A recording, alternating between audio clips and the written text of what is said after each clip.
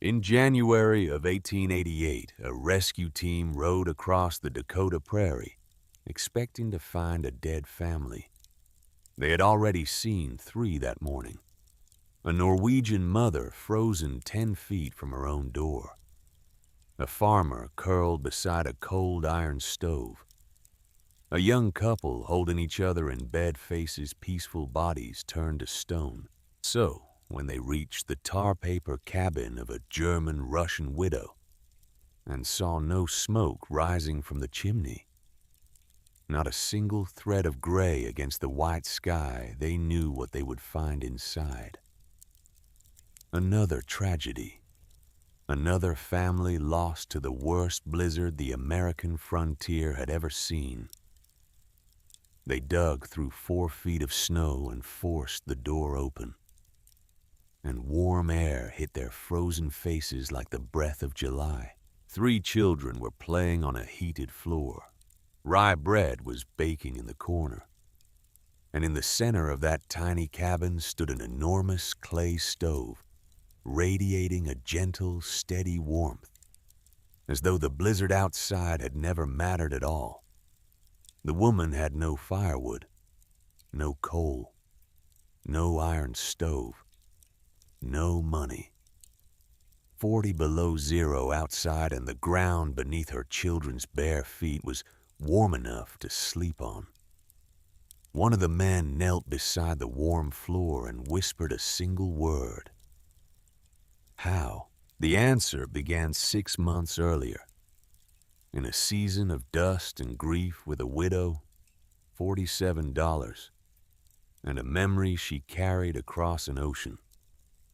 The men who rowed toward the tar paper cabin on the morning of January 15th, 1888, believed they were riding toward the dead. They had seen enough death already.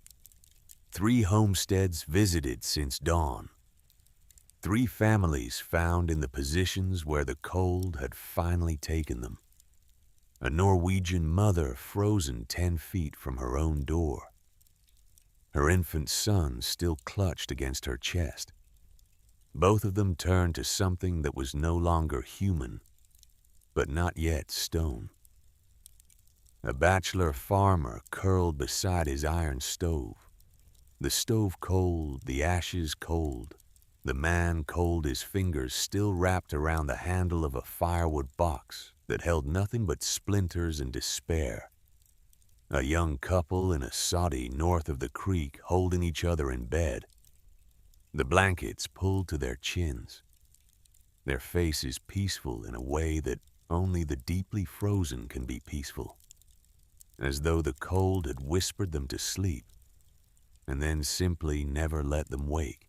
So when Lars Eriksson and his 3-man rescue party crested the low ridge east of the Steinhardt claim and saw the tar paper shack sitting alone in a white ocean of snow, no smoke rising from the tin chimney pipe, no tracks around the door, no sign of life in any direction. Not one of them expected to find anything but more of the same. Eriksson was a tall man with a Scandinavian jaw and eyes that had learned to look at hard things without blinking. He had buried his own brother in the winter of '83. He knew what cold could do to a body and what finding those bodies could do to the men who found them. He pulled his scarf tighter and nodded to the others. "Dig out the door," he said. The snow had drifted 4 feet high against the south wall. 2 men worked with shovels while the third held the horses. The scraping sound was the only noise in a world that had gone perfectly, terribly still. No wind, no birdsong, no creak of timber. Just the shovels and the breathing of men who were trying not to think about what waited on the other side. When they cleared enough to push the door, it stuck. Frozen at the hinges, sealed by ice, held shut by something more than weather. One of the men put his shoulder into it. The wood groaned. Then it gave. And warm air came out. Not a whisper of warmth. not the fading memory of a fire that had burned hours ago. Warm air, rich and soft, pushed against their frozen faces like the breath of July. Erickson stepped back. He looked at the chimney again. No smoke. He looked at the doorway. Warm air still pouring out, visible now in the frozen morning, rising in soft clouds against the blue sky. He stepped inside. The floor was warm beneath his boots. Not just free of frost, not just tolerable, but warm enough to sit on, warm enough to sleep on, warm enough to press your hand against and feel something close to comfort, radiating up through the packed earth. 3 children played on that warm floor. A girl of about 11 sat in the corner mending a sock with careful, precise stitches. A boy of 8 lay on his stomach drawing shapes in the dust, with his finger occasionally coughing into his sleeve, but alert, alive, present. A small girl of 5, maybe younger, sat cross-legged near a massive white structure in the center of the room, humming a tune that none of the men recognized. A tune that did not belong to this continent. And beside that structure, a woman stood. She was not tall. She was not young. Her hands were rough and cracked and red, the hands of a person who had worked harder in the last 6 months than most people work in a decade. Her hair was pulled back tight, her face lean, her eyes the color of river clay. And in those eyes was something that Lars Erickson had never seen before in all his years on the Dakota prairie. She was calm, not the calm of shock, not the calm of surrender. The calm of a woman who had built something that worked and knew it worked, and had spent 3 days inside a blizzard that killed hundreds of people across 4 states, and had never once doubted that she and her children would survive. She was baking rye bread. Erickson looked at the white structure. It was enormous, nearly filling the center of the tiny cabin, a great rectangular mass of whitewashed clay with a firebox at its base and a surface you could press your palms against and feel heat stored deep within it. Heat that had no visible source, no flame, no ember, no glowing coal. Just heat, living inside the clay like a heartbeat. He had never seen anything like it. "How?" he whispered. The woman did not understand the word, but she understood the look in his eyes. She had been seeing that look for months, from neighbors, from the land agent, from every American who had watched her haul clay from the creek bank and shape bricks in the August sun and build something that none of them believed in. The look said the same thing every time. How did a woman with nothing survive what was killing everyone else? The answer to that question began 6 months earlier in a different season, in a different kind of heat, on a road that led to a place where nobody was waiting for her. August of 1887 came to the Dakota Territory the way August always came, with dust, with locusts, with a sun that hammered the prairie flat and turned the grass to straw and made the whole world shimmer at the edges like something not quite real. The wagon that rattled into Freeman on the 14th of that month carried a woman, 3 children, and everything they owned in the world, which was not much. A trunk of clothes, a set of iron cooking pots, a Bible in German, a wooden crate of tools that had belonged to her husband, who had died 17 days earlier in a town in Nebraska whose name she could barely pronounce, a town that had taken her husband's body and given her nothing in return except a burial receipt and the terrible freedom of having no one left to follow. Her name was Katrine Steinhardt. She was 32 years old. She had been born in a German settlement on the Ukrainian steppe, married at 19, sailed to America at 24, and widowed at 32, in a country that still felt foreign on her tongue. Her English was broken, assembled from necessity rather than education, each sentence a small act of construction that cost her effort and pride in equal measure. She had 3 children. Liesel was 11, quiet, watchful, already wearing the expression of someone who understands more than she should. She had her father's jaw and her mother's hands, and a stillness about her that made adults uneasy, the way a child who has stopped being surprised by hardship makes everyone around her aware of how much hardship there has been. Fritz was 8, thin, bright-eyed, plagued by a cough that had followed him from Nebraska like a stray dog that would not be chased away. He coughed in the morning, coughed at night, coughed when the dust rose and when the air went still. The cough had started as a small thing, a catch in the throat, a clearing of the chest. But it had deepened over the weeks on the road, and Katrine heard in it something she did not yet allow herself to name.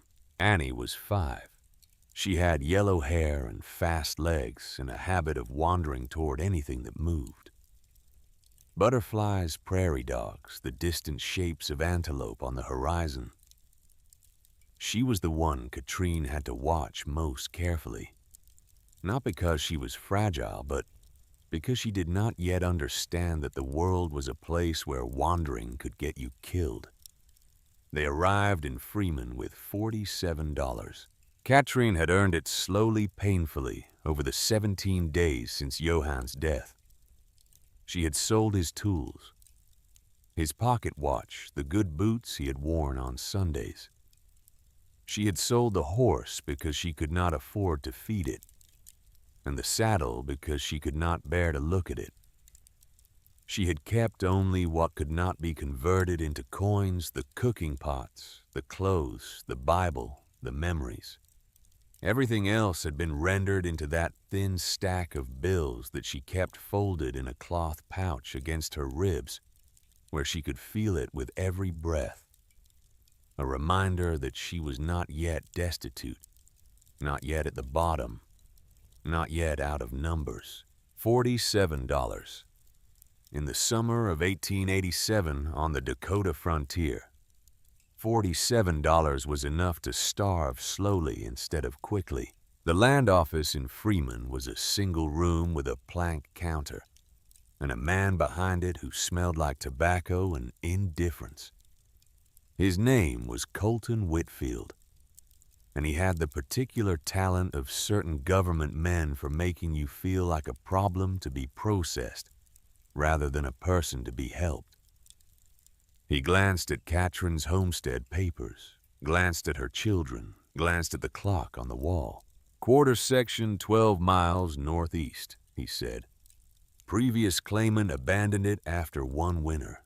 Improvements on site include a tar paper cabin approximately 12 by 14 feet. Iron stove condition unknown. He stamped the papers without looking up. You have 5 years to prove up. Sincerely, good luck. He did not sound sincere. The ride to the claim took most of a day. The children slept in the back of the wagon while Katrine drove her eyes fixed on a landscape that offered nothing to fix them on. Flat, brown, endless. The grass moved in the wind like water, and sometimes she could see for so many miles in every direction that the horizon seemed to curve, as though the earth were reminding her how small she was. The cabin appeared late in the afternoon, and the sight of it nearly broke her. It stood alone on a low rise, a squat rectangle of rough lumber wrapped in tar paper, so thin that in places the afternoon light came through it like lace. The door hung on leather hinges, one window covered in oiled paper, instead of glass, faced south. The roof was sod already sagging, in the middle already growing weeds that waved in the breeze like small surrendering flags. Inside was worse.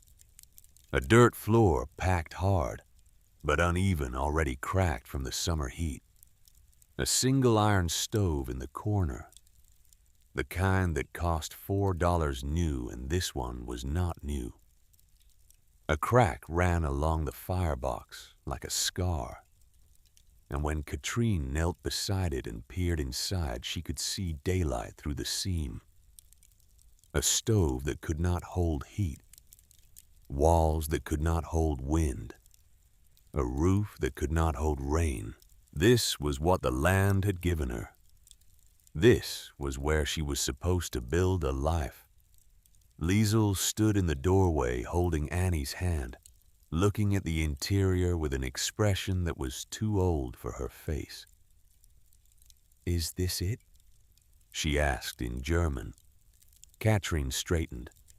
She pressed her hand flat against the tar paper wall.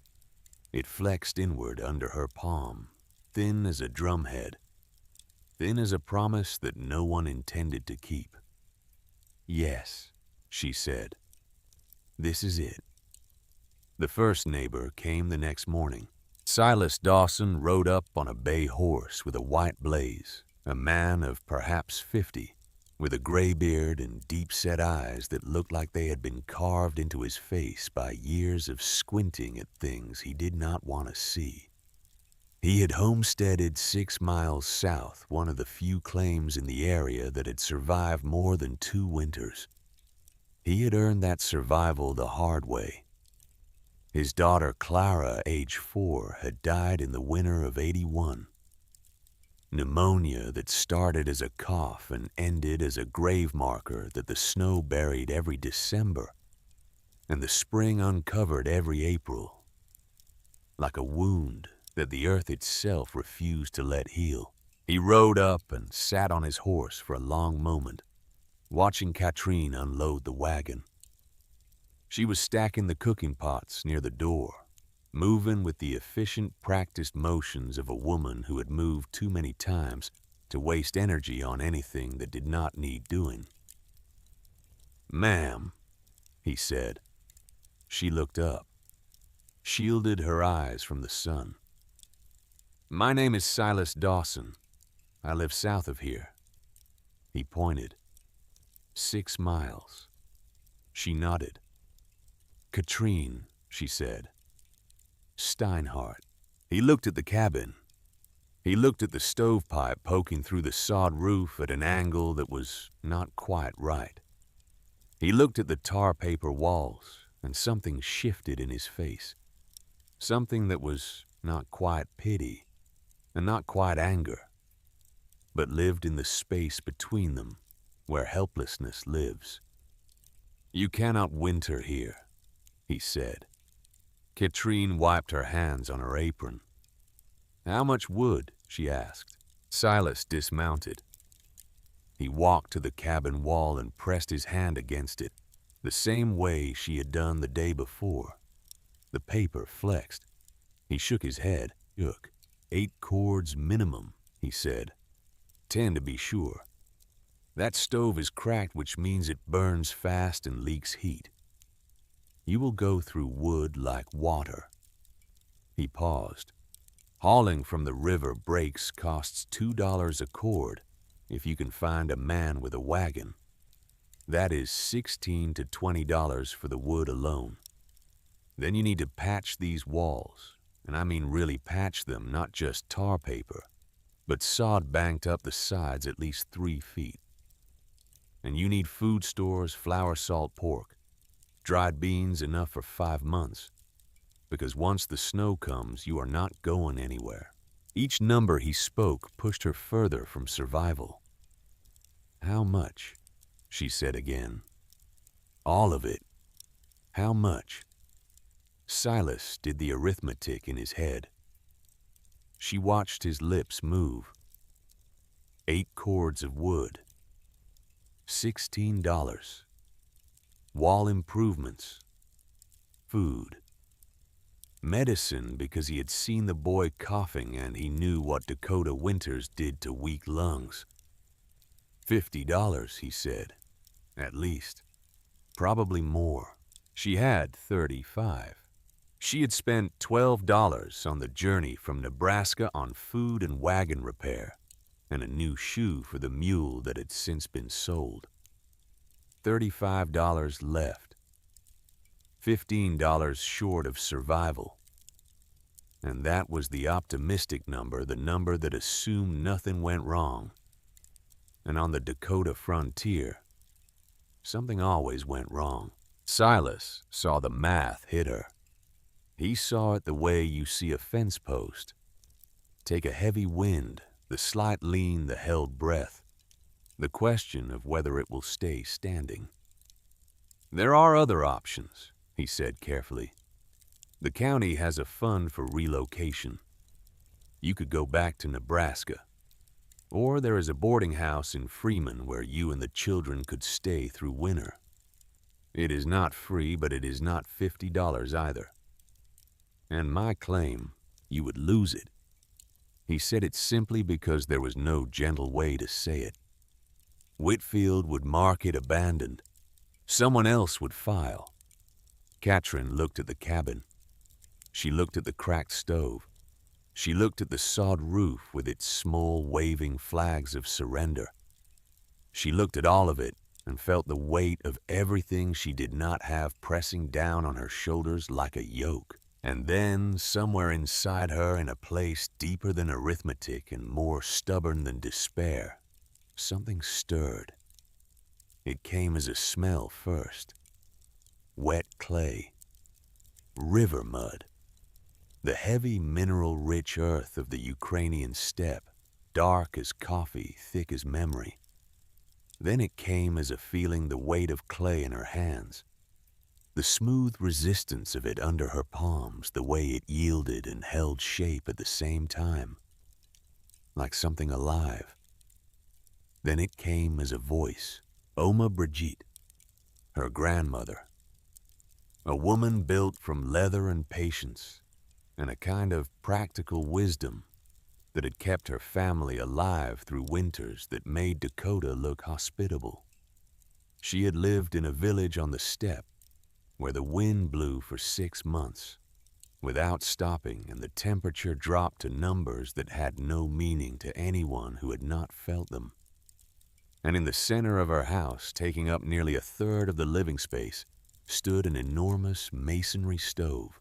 Katrin remembered it now with a clarity that surprised her, as though the memory had been waiting for exactly this moment to surface. The stove was taller than a man and wider than a bed, built from hand-shaped clay bricks mortared with a mixture of clay and straw and manure that dried harder than stone. Inside it, a maze of smoke channels wound back and forth, a labyrinth designed to extract every whisper of heat from the fire before the smoke finally escaped through the chimney. The firebox was lined with thick clay bricks cured in a kiln until they rang like bells when you tapped them. You lit a fire in it, a fast, hot fire, 20 minutes, maybe 30. Straw-dried grass, sunflower stalks, even cattle dung, anything that burned hot and quick. And then the fire died. And then the magic happened. The thick clay walls absorbed the heat. All of it. Hundreds of degrees of thermal energy sucked into the dense mass of earth and held there the way a river stone holds the warmth of a summer afternoon long after the sun is set. And then slowly, hour after hour, the walls radiated that heat back into the room. 20 hours, sometimes more. The floor stayed warm. The walls stayed warm. The air stayed warm. Even when the wind outside was trying to tear the roof off. Even when the temperature fell to numbers that killed livestock and froze water in the bucket beside your bed. Katrine had helped build one when she was 16 years old. She remembered the work, the digging, the mixing, the shaping of bricks, hundreds of them, each one formed by hand and laid in the sun to dry. The stacking course by course, the channels measured by handspan, the angles checked by eye, because there were no levels, no squares, no tools designed for the purpose. Just experience passed from grandmother to mother to daughter, like a language that had no alphabet. A language written in clay and remembered in the hands. She remembered the day the stove was finished. Oma Brigitte had pressed her palm against the whitewashed surface and held it there for a long moment, her eyes closed, her lips moving in something that was not quite prayer. "This is how our people cheat the cold," she had said. "The fire burns for 20 minutes. The clay remembers for 20 hours. The stove does not fight the winter. It outlasts it." But Katrine also remembered something else. Something she had spent 16 years trying not to think about.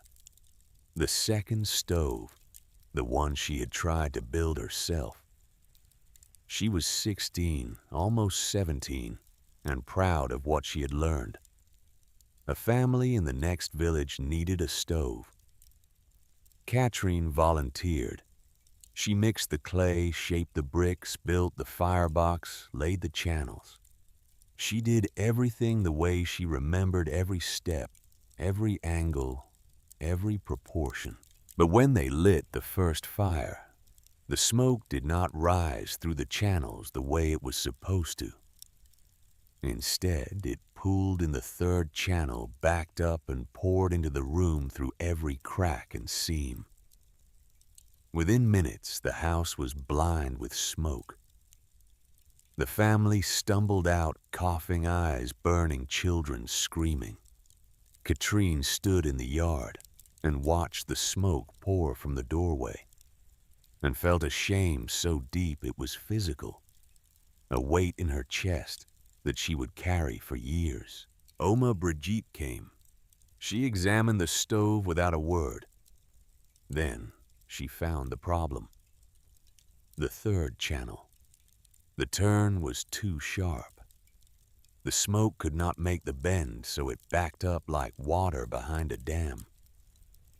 Brigitte dismantled the section, rebuilt the angle wider, smoother with a gentle curve, instead of a hard corner. She made it look easy. She made everything look easy. "Remember this," she said, her hands still covered in wet clay. "The smoke must never be forced. It must be invited. Build the path and the smoke will follow. Force the path and the smoke will fight you." Then she looked at Katrine with eyes that held no judgment, but held something worse, a kind of knowing. "Remember this well, Katrine. Next time I may not be here to fix it." 6 months later, Brigitte was dead. A fever that came fast and left faster, taking with it the woman who knew more about clay and fire and survival than anyone Katrine had ever known. Taking with it the teacher, leaving behind a student who had failed her only solo examination. Katrine had never built a stove alone since, not because she had forgotten how, because she was afraid of getting it wrong again, afraid of the smoke, afraid of the failure, afraid that without Oma's hands to guide her, her own hands were not enough. Now, standing in a tar paper cabin in Dakota Territory, with $35 and 3 children, and a cracked iron stove, and a winter coming that would kill anyone who was not ready for it, the memory of that failure rose up inside her, alongside the memory of Oma Brigitte's voice, and the two memories stood face to face like opponents in a ring, and Katrine understood that one of them would have to win. She looked at Silas Dawson. "How much clay," she said, "is in the creek bank?" He blinked. What? The creek, east of here. The bank is clay, yes, how much? Silas stared at her. He understood the question. He did not understand why she was asking it. Clay was dirt. Clay was what you cursed when your plow blade struck it. Clay was what stuck to your boots in the spring and cracked in the summer, and turned to soup in the rain. Nobody asked about clay the way this woman was asking about clay, with hunger in her voice and calculation in her eyes. "There is plenty," he said slowly. "But what do you want with clay?" "I am going to build a stove," she said. He waited for the rest of the sentence. There was no rest. "A stove," he repeated, "out of clay. My grandmother built them. In the old country. They burn straw, grass, dung, anything. The fire is small and fast. The clay holds the heat. 20 hours, sometimes more." Silas looked at the cracked iron stove in the corner. He looked at the tar paper walls. He looked at this woman, this widow, this immigrant with broken English and 3 children and $35 standing in a cabin that the previous owner had abandoned after a single winter, telling him that she was going to survive a Dakota winter with a pile of mud. He wanted to argue. He wanted to tell her that this was not the old country, that Dakota cold was a different animal, that prairie blizzards were not. Steppe blizzards, that what worked in Ukraine would not work here. But something in her face stopped him. Not desperation. He had seen desperation many times, and it was not this. This was something quieter and harder and older than desperation. This was the face of a woman who had already done the math, already counted the distance between survival and death, and already chosen which direction she was going to walk. "I hope you are right," he said. He mounted his horse. He looked down at her one more time, and then he said something that he would regret for the rest of his life. Not because it was cruel, but because it was the kind of truth that does not help anyone. "If you are wrong," he said, "you will not be the first to die out here, but your children will be the youngest." He rode away. Katrin watched him go. She stood there until the dust settled and the sound of hooves faded, and the prairie was silent again. That immense and pitiless silence that swallowed every human sound and gave nothing back. Then she turned to the cabin. Liesel stood in the doorway watching her. "Mama," Liesel said in German. "What are we going to do?" Katrin knelt. She took her daughter's hands. They were small and rough and already showing the calluses of a child who had been working alongside adults for too long. "We are going to build something," Katrin said. "Something your great-grandmother taught me. And we are going to build it before the cold comes. Will it work?" Katrin hesitated. The honest answer was that she did not know. The honest answer was that she had tried once and failed. The honest answer was that the woman who could have told her whether it would work was dead and buried on a steppe 4,000 miles and 16 years away. But honesty, she had learned, was sometimes a luxury that mothers could not afford. "Yes," she said, "it will work." The next morning, before the sun had fully cleared the horizon, Katrine walked to the creek. It was a small creek, barely worth the name, a trickle of brown water that wound through a cut in the prairie, about a quarter mile east of the cabin. In the spring, it probably ran fast enough to matter. Now, in August, it was barely ankle deep, slow and warm and thick with sediment. But the banks were what Katrine had come for. She knelt at the edge and pressed her fingers into the exposed wall of earth, where the water had cut a clean cross-section through the soil. The top layer was grass and roots tangled and dry. Below that, 3 inches of sandy soil. And below that, clay, red-brown clay, dense, heavy, cool to the touch even in August. She pulled a handful free and worked it between her palms, feeling the texture, the moisture content, the way it held together without crumbling, the way it yielded without falling apart. She brought it to her nose and smelled it, that deep mineral smell that was the same on every continent, the smell of the earth giving you what you needed if you knew how to ask.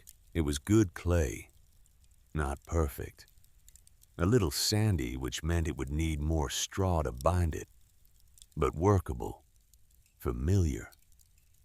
Her hands recognized it the way a carpenter's hands recognize wood grain, not through thought but through touch, through years of practice stored in the fingers like a second memory. She went back for the shovel. For the next 3 weeks, Katrine dug clay. She dug it in the morning before the heat became unbearable. She dug it in the evening when the shadows grew long. She carried it in buckets 2 at a time, balanced on a yoke she fashioned from a broken axe handle, and 2 lengths of rope, the weight pulling at her shoulders until the muscles burned and then kept burning, and then went past burning into a place where the body simply does what it is told, because the mind has stopped listening to complaints. She made the trip 14 times a day, a quarter mile there, a quarter mile back, 2 buckets of wet clay each time, roughly 40 pounds per load, 560 pounds a day, nearly 4 tons per week. She dug until her hands blistered, and the blisters broke and the skin beneath them hardened into something that did not blister anymore. Liesel helped. The girl was 11 but strong in the way that frontier children were strong, with a wiry endurance that came from never having known a life that did not require physical labor. She carried smaller buckets, mixed the clay with straw that Katrine cut from the prairie with a hand scythe, turned the mixture with a hoe until it reached the right consistency, the consistency that Katrine tested with her hands and her memory, squeezing and shaping and pressing until it felt the way it was supposed to feel, the way it had felt in Oma Brigitte's yard all those years ago. Fritz tried to help too. He hauled smaller loads, fetched water, gathered dried grass for the straw mixture. But the cough slowed him. Some days it was manageable, a dry catch that came and went. Other days it settled into his chest like a tenant that refused to leave, deep and wet and exhausting. On those days, Katrin made him sit in the shade and rest, which he hated because he was 8 years old.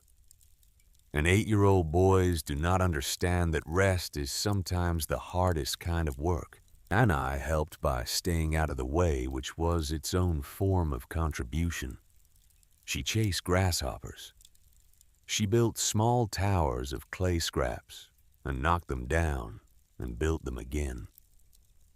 She sang songs in German that she had learned from her father's songs about rivers and mountains and places she would never see. Her small voice floating across the prairie like something that did not belong there, but somehow made it more bearable. Katrine shaped the bricks by hand, each one roughly the size of a loaf of bread, formed in a simple wooden mold that she built from scrap lumber. She mixed the clay with chopped straw and a careful measure of dried cow manure collected from a nearby pasture where someone's cattle had once grazed. The manure served as a binding agent, and when it dried, it turned the bricks into something remarkably strong. stronger than the clay alone, stronger than anyone who had not worked with it would believe. She laid the bricks in rows on the flat ground south of the cabin, where the August sun beat down without mercy, and she left them there to cure. Day after day the rows grew. 20 bricks, 50, 100, 200, 300. They changed color as they dried, shifting from dark red-brown to a lighter tan, and they hardened until you could rap them with your knuckle and hear a solid ringing sound, the sound of something that would hold. The neighbors noticed. Word traveled on the prairie the way everything traveled on the prairie, slowly but inevitably carried by the rare rider passing through, by the women who met at the Freeman General Store, by the men who gathered at the feedlot and talked about weather and wheat prices, and the people who were new to the area, and the people who would probably not last. A woman, a widow, digging clay from the creek bank and making bricks. Hundreds of bricks. Some kind of foreign stove, they said. Some kind of old country contraption. Mud and straw and cow dung to heat a house through a Dakota winter. Most of them laughed. Not all of them, but most. Edna Dawson came on a Tuesday in September. She rode up in a buckboard with her jaw set and her eyes sharp. A woman in her late 40s who had survived 7 Dakota winters and buried a daughter in one of them, and had developed over those years a particular intolerance for what she considered foolishness. She was not cruel. Cruelty requires indifference, and Edna Dawson was anything but indifferent. She cared intensely about the people around her, cared with a fierce and sometimes suffocating energy that expressed itself most often as unsolicited advice delivered with the force of a hammer. She stood beside the rows of drying bricks and looked at them for a long time. Then she looked at Katrine, who was mixing another batch of clay near the creek, her arms coated to the elbows in reddish mud. Mrs. Steinhardt. Katrine straightened. Yes. My husband tells me you intend to heat your home with these. Yes. Edna walked along the rows, her boots clicking against the dry earth. She picked up a brick, turned it over, tapped it with her fingernail. She set it down. I've lived here since 1880, she said. I've seen what winter does. My daughter Clara, she died in the winter of '81. Pneumonia. She was 4 years old. She started coughing in November and she was buried by Christmas. Edna's voice did not waver. She had told this story enough times that the words had been worn smooth, like river stones. The sharp edges ground away by repetition, until what remained was hard and round and permanent. My husband's stove was iron, a good one, the best you could buy in Sioux Falls. $40. And it was not enough. The cold came through the walls and the floor and the gaps around the window, and Clara's lungs could not fight it. She turned to Katrine. You have a boy who coughs. Yes. And you have a stove made of mud. Katrine said nothing. I did not come here to be unkind, Edna said. I came because I have seen what you are building, and I have seen what winter does, and I cannot stand by and watch 3 children walk into something that might kill them when there is another way. What way? Let me take the little one. Annie. Just for the winter. She can stay with us. Our house is solid. Our stove is iron and sound. We have 12 cords of wood already stacked and covered. She will be warm. She will be fed. In the spring, she comes back to you. No papers, no arrangements, no questions. Just one winter. Katrin felt something crack inside her. Not anger. Something deeper than anger. The particular pain of a mother being told gently and with genuine concern that she is not enough. "No," she said. Edna exhaled. She looked at the bricks again. She looked at the tar paper cabin. She looked at the sky, which was still summer blue, but carried in its light the first faint suggestion of something colder coming. "Mrs. Steinhardt, I am not your enemy. I am trying to help you. I know. Then let me help. You can help by believing that what I am building will work." Edna's face hardened. Not with anger. With grief. The particular grief of a woman who has already lost a child to winter and cannot bear to watch another woman make the same mistake. "And if it does not work," she said, "if that mud thing cracks in January, if the cold gets through, if your boy's cough gets worse, if you run out of fuel, what then? Then I will fix it. You cannot fix frozen children, Mrs. Steinhardt." The words landed like stones. Katrin felt each one. Edna took a step closer. Her voice dropped, and what came out was not a warning, but something closer to a prophecy, spoken with the authority of a woman who had earned the right to speak it. "If that thing fails in January," she said, "you will have killed your own children." She turned and walked back to the buckboard. She climbed up, gathered the reins, and sat for a moment without moving. "I will pray for you," she said. "But prayer does not heat a house." She drove away. The buckboard rattled down the track and grew smaller and smaller until it was just a dark speck on the endless brown ocean of grass. And then it was gone, and the prairie was silent again. And Katrine stood alone among her rows of bricks with Edna's words ringing in her ears like a bell that would not stop. "If that thing fails in January, you will have killed your own children." She would hear that sentence again. In October, when the first frost came. In November, when she lit the first fire. In December, when the temperature dropped.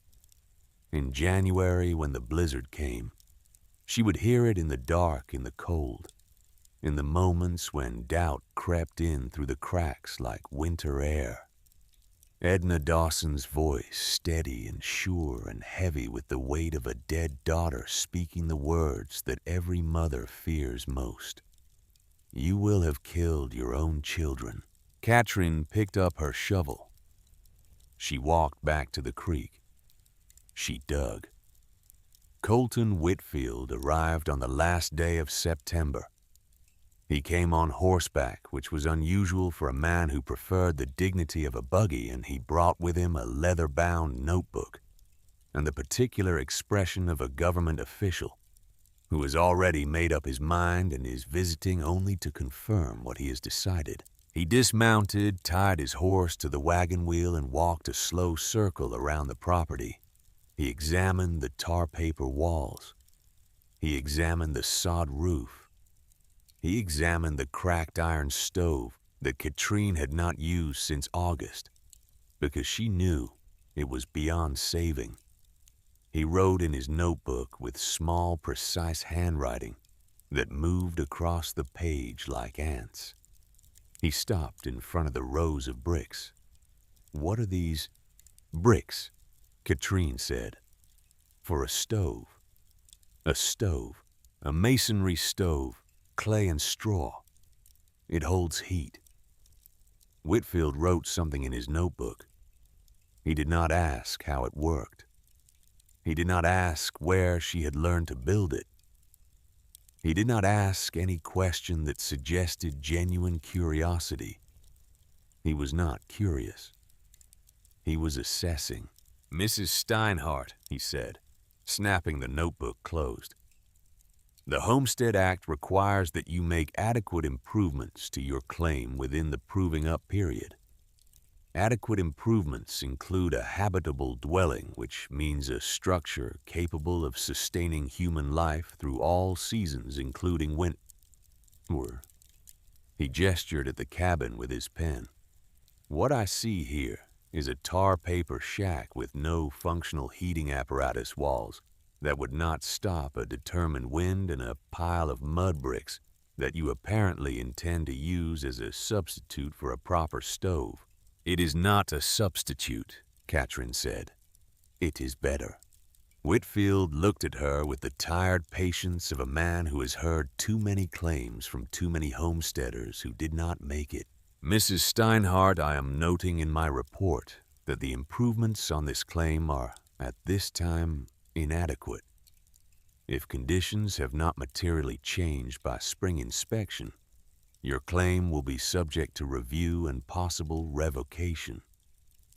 He tucked the notebook into his coat.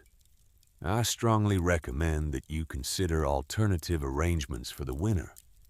Freeman has a boarding house. The county has relocation funds. There is no shame in recognizing when a situation is not tenable." He mounted his horse. He touched the brim of his hat, a gesture that was courteous in form and dismissive in substance. Then he rode away, taking with him the last of the warm September sunlight, leaving Katrin standing among her bricks, with one more voice added to the chorus of people telling her that what she was doing could not be done. She did not watch him go. She was already counting bricks, already calculating how many more she needed. Already doing the math that mattered, the math that had nothing to do with dollars and everything to do with clay and fire, and the memory of a woman who had been dead for 16 years, but whose voice still echoed in her hands every time she shaped a brick. October came, and with it the first frost. Katrin felt it before she saw it, a sharpening of the air in the pre-dawn darkness, a bite at the edges of her breath that had not been there the day before. She stepped outside, and the grass crunched under her boots, each blade coated in a thin skin of ice that glittered in the early light, like something precious, like something the earth had offered up as both a gift and a warning. The stove was taking shape. She had begun laying courses in the second week of September, working from the center of the cabin outward, building the firebox first, then the channels, then the walls. The structure rose slowly, each course a careful arrangement of bricks mortared with wet clay, each channel measured by handspan, the way Oma Brigitte had taught her.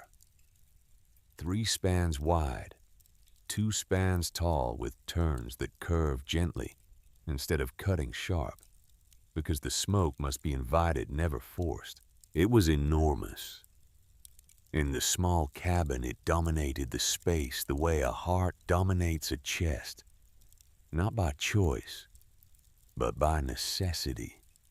The children had learned to navigate around it, pressing against the walls, to pass ducking under the mantle, treating the growing mass of clay and brick as a new member of the family, one that took up more room than the rest of them combined, but that if it worked would earn its space 1,000 times over. Liesel helped with the upper courses, standing on a crate to reach her, small hands placing bricks with a precision that surprised Katrin. The girl had inherited something, not just the knowledge, but the feel for it, the instinct for where a brick should go, how much mortar to use, how to tap it level with the heel of her palm. She did not talk while she worked. She listened.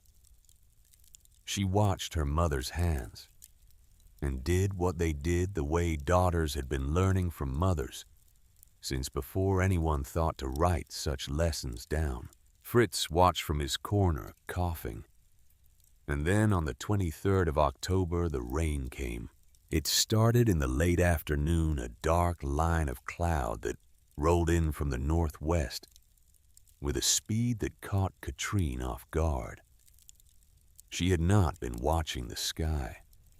She had been inside fitting the last bricks of the smoke shelf, the critical component where the channels merged before entering the chimney, the piece that determined whether the smoke would rise or pool, the piece that she had gotten wrong when she was 16. The rain hit hard, not the gentle, soaking rain of spring, but the driving, hammering rain of a prairie storm, rain that came sideways and turned the ground to mud in minutes and ran in sheets across the flat land with nothing to stop it.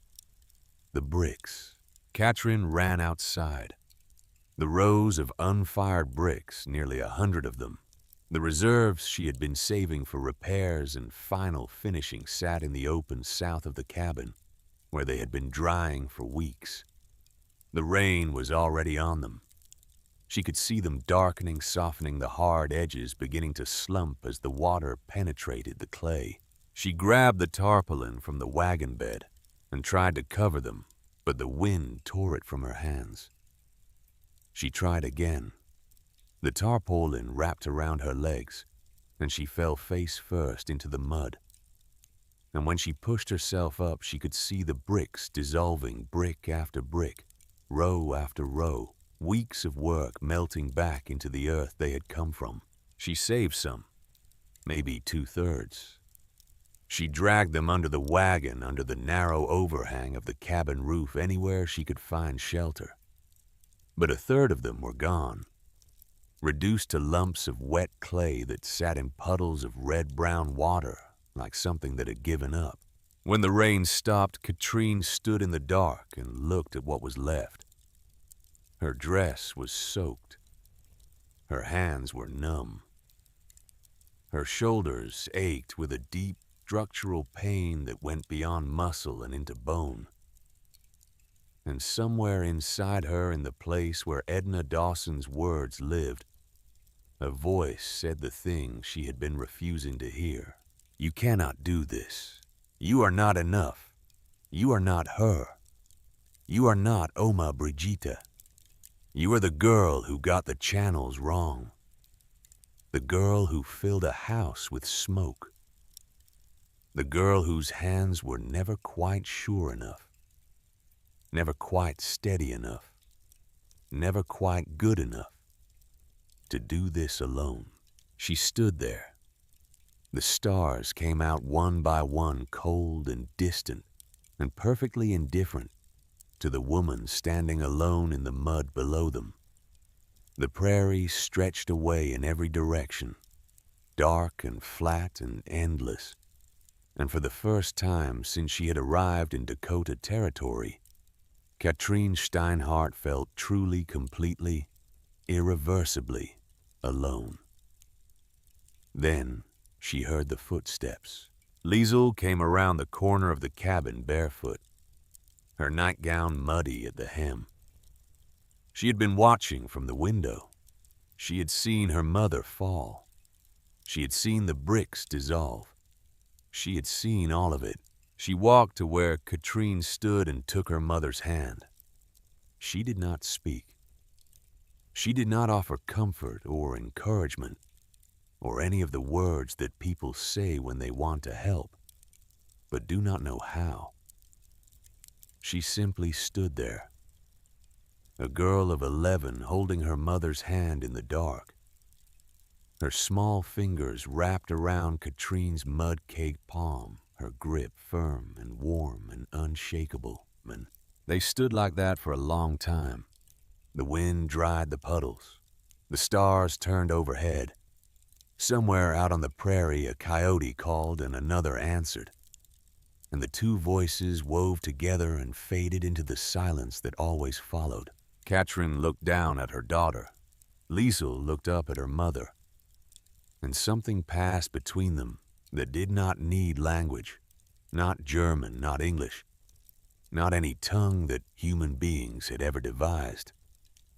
It was older than language.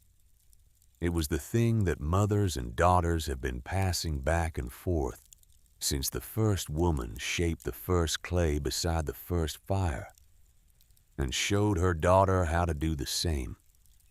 Katrin squeezed Liesel's hand. "Tomorrow," she said in German, "we start again." Liesel nodded. They went inside.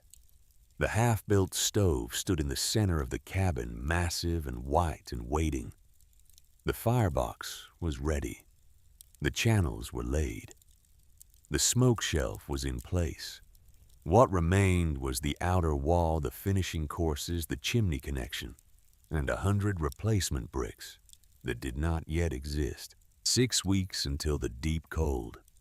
6 weeks to dig more clay shape, more bricks, dry them, lay them, finish the stove that Oma Brigitte had designed, and Katrine had failed to build once, and was now building again alone with nothing but memory, and 2 hands and a daughter who stood in the rain, because she believed her mother could do what no one else believed was possible. Katrine lay down on the dirt floor beside her children. Fritz coughed in his sleep, a sound that was becoming as familiar as breathing. Annie murmured something and rolled over. Liesel was already asleep, one hand still reaching toward her mother. Katrine closed her eyes. She could feel the half-built stove radiating the last heat of the day, the clay still warm from the afternoon sun, holding it, remembering it, giving it back slowly into the dark room. 20 minutes of fire, 20 hours of heat. She would finish it.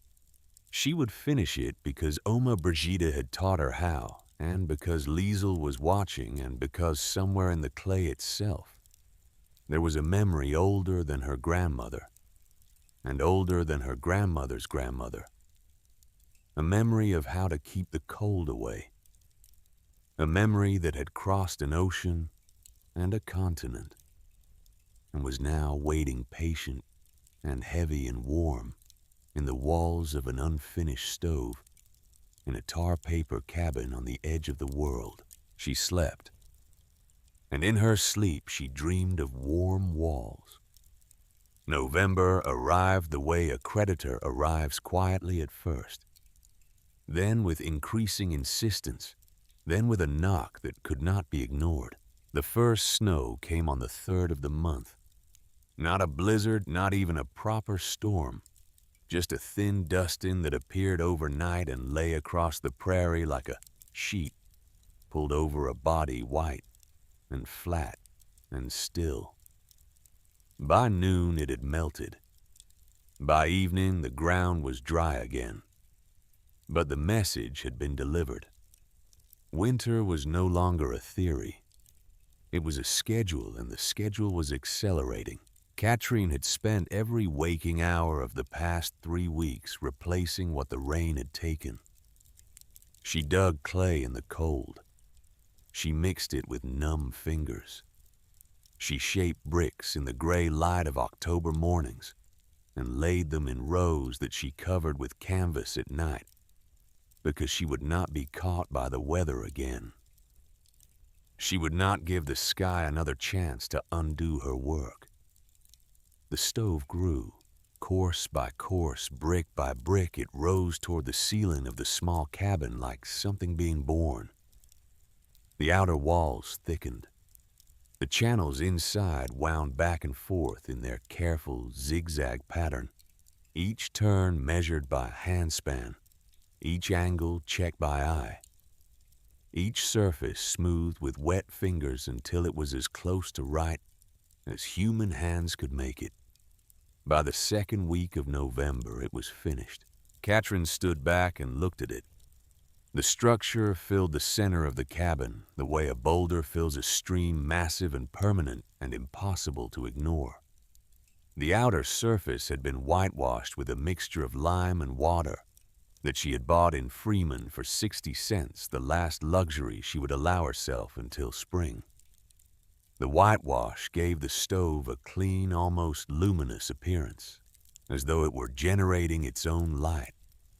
a great white monolith standing in the middle of a tar paper shack, like something that belonged to a different century, a different continent, a different story altogether.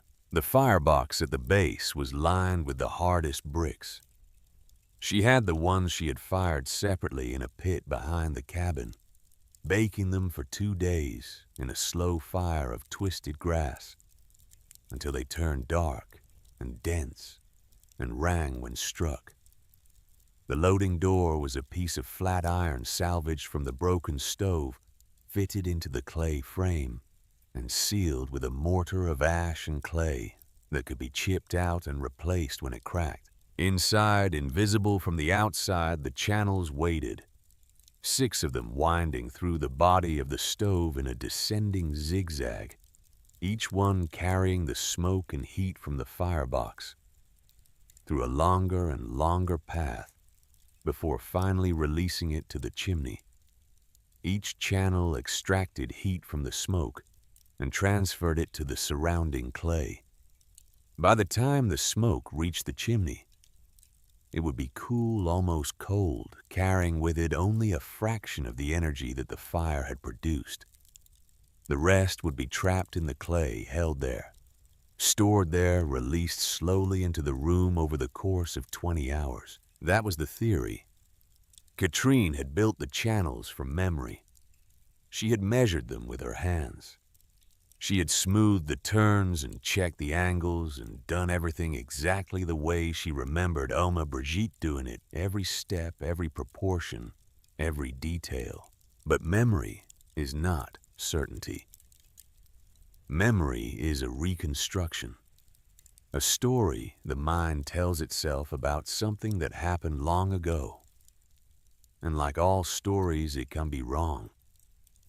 It can leave out a crucial detail.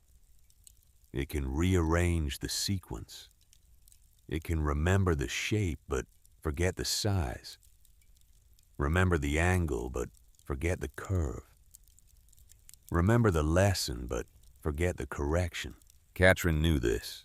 She had known it since the day she stood in a yard in Ukraine and watched smoke pour from a doorway because she had gotten one angle wrong. The stove was finished. The question was whether it was finished correctly. There was only one way to find out. She chose a cold morning to light the first fire. November 14th. The temperature had dropped to 15 degrees overnight. Cold enough to make the test meaningful. Cold enough to feel the difference if the stove worked. Cold enough to feel the consequences if it did not. The children watched from the far side of the cabin, pressed against the wall, their breath visible in the cold air. Liesel stood with her arms around Fritz and Annie, holding them close, her eyes fixed on her mother with an expression that was equal parts faith and fear. Katrin knelt before the firebox. She had prepared the fuel the night before, a bundle of dried prairie grass twisted into tight knots, each one the size of a fist, packed tight enough to burn hot and fast.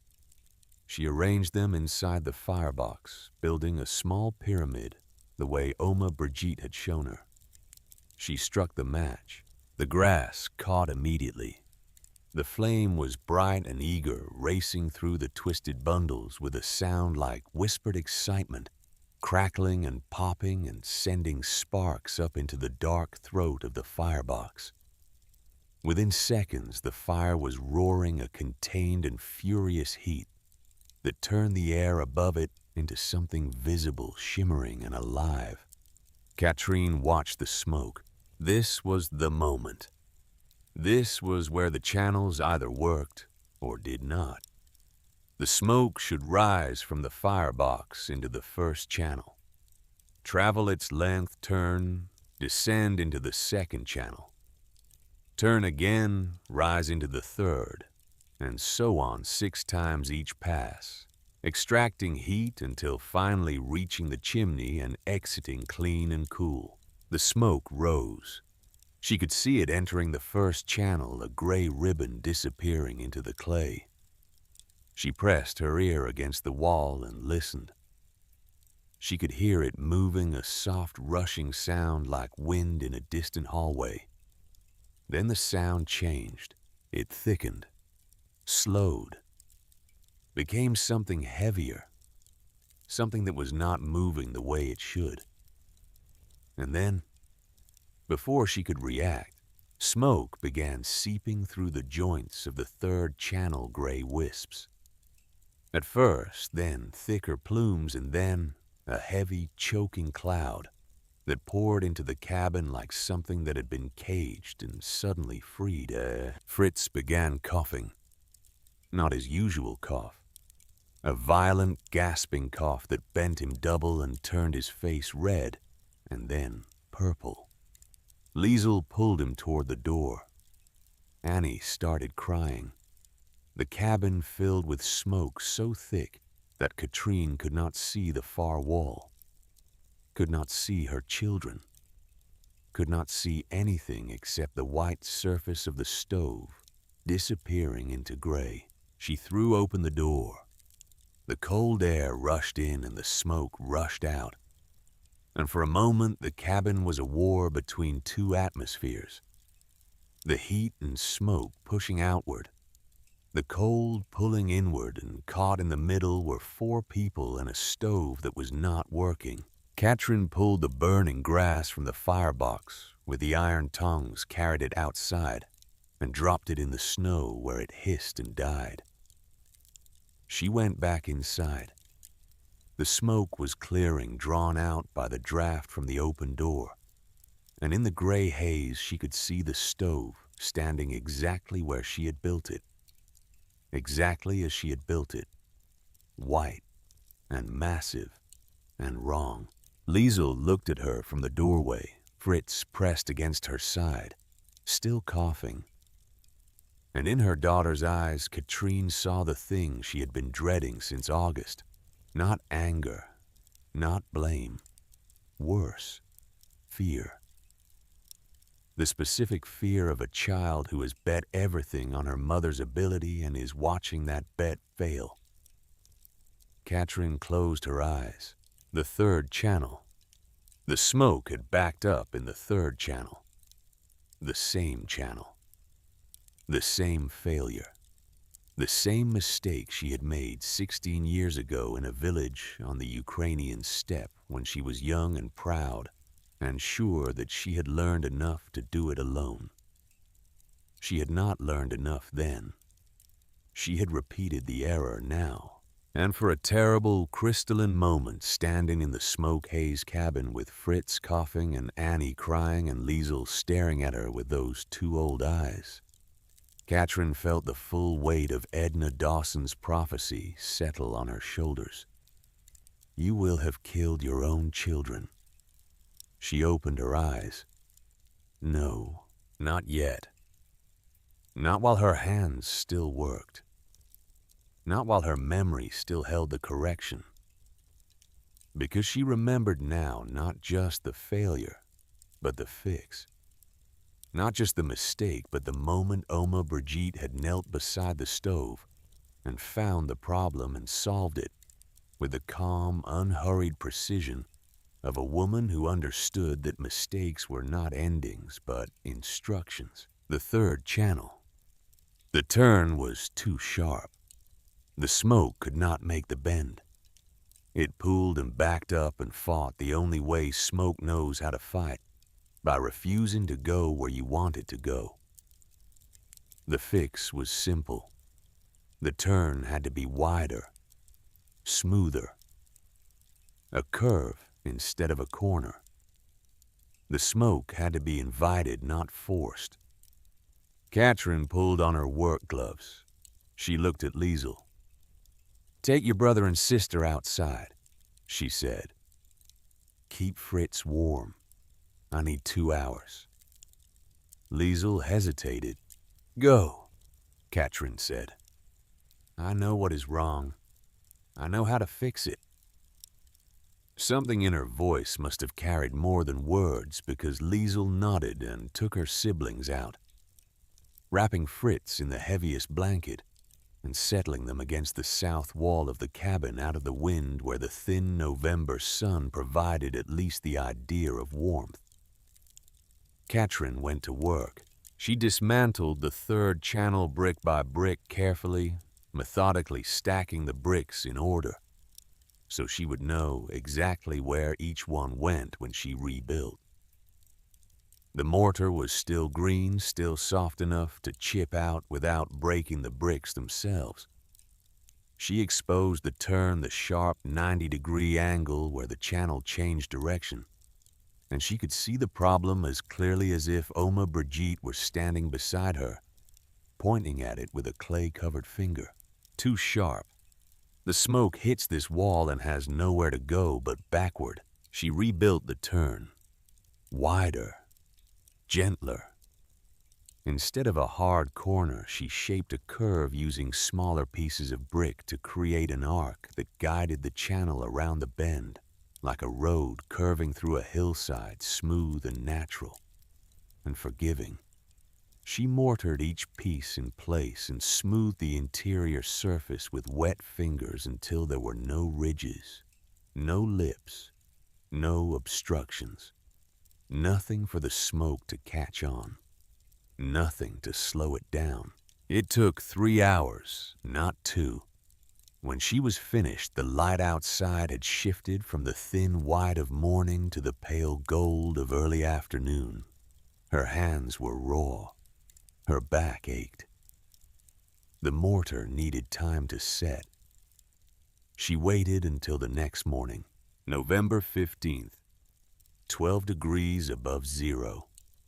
A morning so cold that the frost on the inside of the window had frozen into patterns that looked like ferns, delicate and intricate and beautiful in the way that deadly things are sometimes beautiful. Katrin knelt before the firebox again. Same fuel, same arrangement, same match. The children were outside this time. She had insisted. If it failed again, they did not need to breathe the smoke. If it failed again, she was not sure she could bear to see Liesel's face. She struck the match. The fire caught. The flame rose. The smoke entered the first channel with its familiar rushing sound. Katrin pressed her ear against the wall and followed it with her hearing the way a doctor follows a heartbeat with a stethoscope. First channel. Good. Turn. Second channel. Good. Turn. Third channel. She held her breath. The rushing sound continued. Smooth.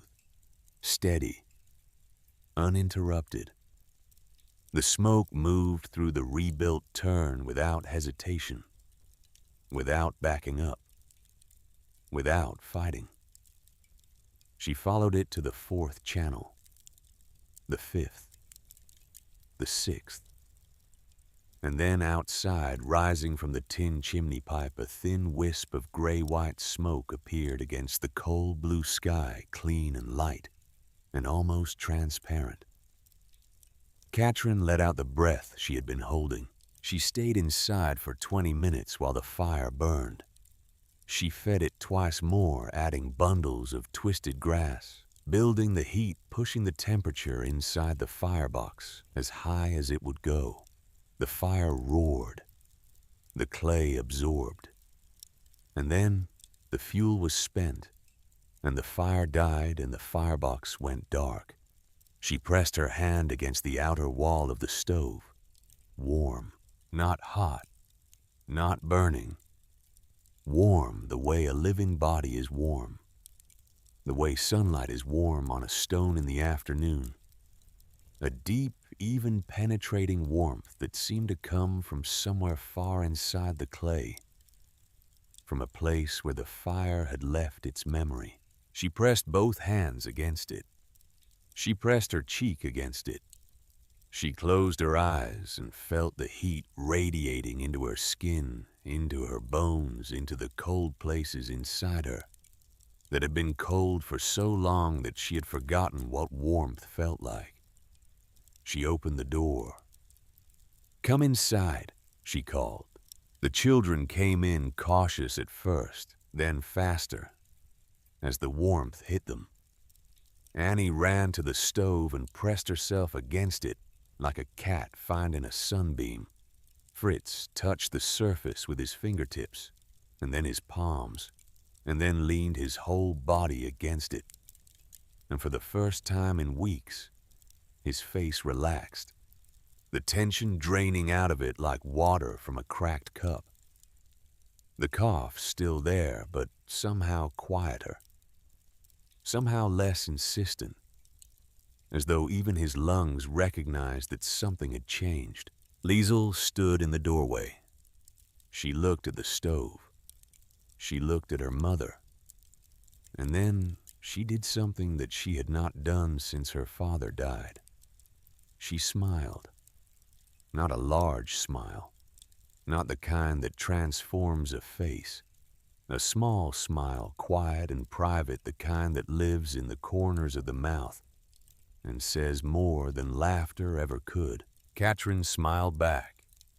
And in that exchange, in that small moment between a mother and a daughter standing in a cabin that should not have been warm, but something was completed. A circle that had begun in Ukraine 16 years ago, in a yard where a girl had failed, and a grandmother had fixed the failure and said, "Remember this well." The circle closed. The lesson landed. The stove worked. The temperature outside dropped to 10 below zero that night. Inside the stove held at 52 degrees. The children slept without shivering for the first time since they had left Nebraska. December came with teeth. The cold deepened in stages, each one worse than the last. Each one testing the stove in a way that the previous one had not. 10 below. 15 below. 20 below.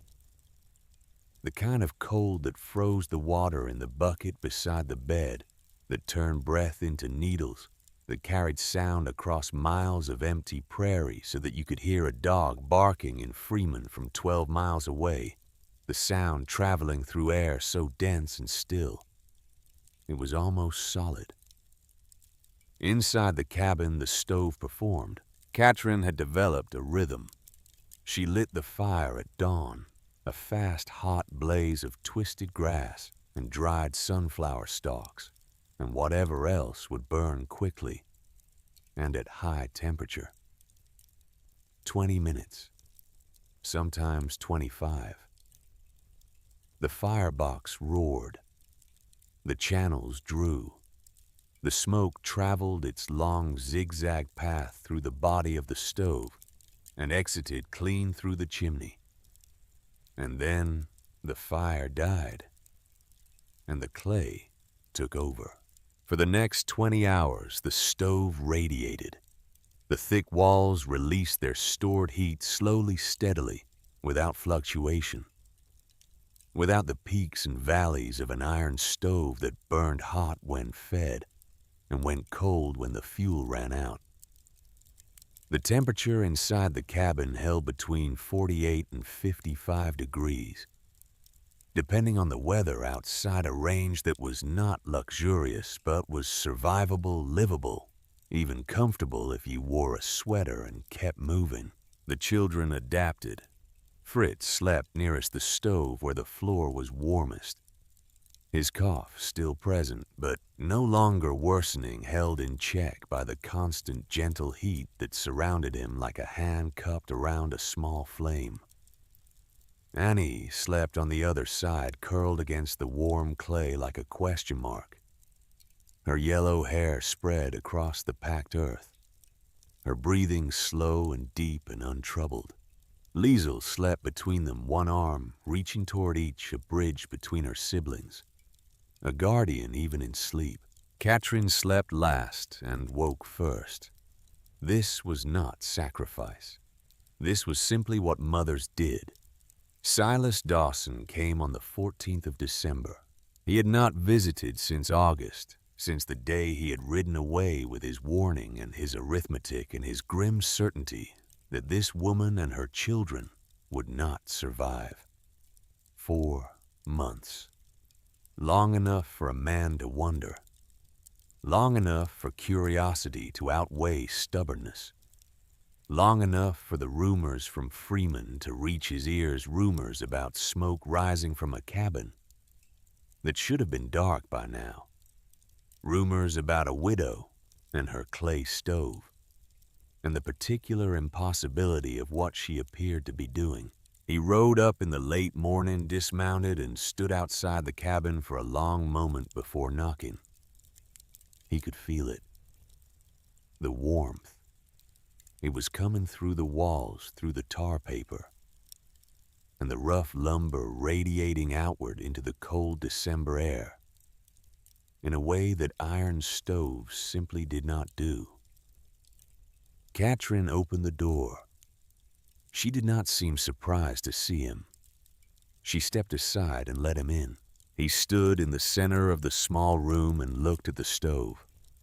It was the most substantial thing he had ever seen in a homesteader's cabin, and he had been inside dozens of them over the years. The whitewashed surface gleamed in the dim light, smooth and clean and impossibly warm. He took off his glove and placed his bare hand flat against it. The heat was immediate. Not surface heat, not the sharp, fleeting warmth of an iron stove that burned your fingers and left you cold 10 minutes later. This was deeper, slower. A warmth that came from inside the clay itself, from somewhere within the mass of earth and straw and memory. A warmth that felt less like fire and more like the sun, steady and ancient and patient. "I'll be damned," Silas said. He kept his hand there. He moved it to another spot. Same warmth. He walked around the stove, touching it at different heights, different angles. Same warmth everywhere. Even consistent, radiating from every surface like heat from a living body. "When did you last light the fire?" he asked. "This morning, before sunrise." He looked at his watch. Nearly noon. 6 hours since the fire, and the stove was still warm enough to heat the cabin. No iron stove in Dakota could do that. No iron stove anywhere could do that. How long does it hold but 20 hours? Sometimes more. Silas pulled his hand away slowly, as though reluctant to break contact with something he did not understand, but recognized as significant. "I owe you an apology," he said. "You owe me nothing. I told you that you could not winter here. I told you that your children would be the youngest to die. You told me what you believed. I believed wrong." Katrin did not answer. She was not interested in apologies. She was interested in survival, and survival was not yet assured. It was December. The real tests were still ahead. Silas seemed to understand this because his expression shifted. The wonder faded. Something harder took its place, something that looked like concern. "It works," he said. "I can see that it works. But, Mrs. Steinhardt, you have not yet seen a real Dakota blizzard. December cold is one thing. January cold is another. When the wind comes, when the snow blows sideways, and the temperature drops to 30, 40 below. When the whiteout lasts for days, and you cannot open your door, that is when the stoves fail. That is when the iron cracks and the fires die, and the people who thought they were ready discover that they were not." He pulled his glove back on. "I am not saying this to frighten you. I am saying it because January is different. January is when Dakota decides who stays." He left. His horse's hooves crunched on the frozen ground, growing fainter. And then there was only the wind and the creak of the tar paper walls, and the deep, quiet warmth of the stove, doing what it had been built to do. Katrine stood alone in the cabin and listened to the heat. The news about the Ericksons arrived 3 days later, carried by a rider from Freeman, who stopped at every homestead along the way, delivering the information with the flat, practiced tone of someone who has learned to speak about death without letting it touch him. The Ericksons, Nils and Margit, 2 children, a boy of 6 and a girl of 3, Norwegian immigrants who had homesteaded 4 miles north of Katrine's claim. They had been found by a neighbor who noticed that their chimney had stopped smoking on the morning of December 15th. The neighbor waited a day, thinking perhaps they had gone to town. When the chimney still showed nothing on the 16th, he rode over. He found them in the main room of their soddy, all 4 of them arranged around an iron stove that had gone cold. They had plenty of wood. 8 cords stacked and covered more than enough for the winter by any reasonable calculation. But the wood was stacked outside 20 feet from the door. And when the temperature dropped to 28 below on the night of the 14th, Nils had gone out to get another load and had become disoriented in the dark. He was found the next morning 30 feet from the woodpile, facing the wrong direction, frozen in mid-stride. Margit and the children had stayed inside. Without Nils, without more wood, the fire in the iron stove burned through what remained in the firebox. Within a few hours, the iron cooled. The cold came in. By morning, the temperature inside the soddy was the same as the temperature outside. Katrine received this news in silence. She had known the Ericksons, not well. They had spoken perhaps 3 times. But Margit Erickson was the only woman in the area who had shown Katrine kindness without conditions, without warnings, without the particular brand of concern that was really just doubt wearing a sympathetic face.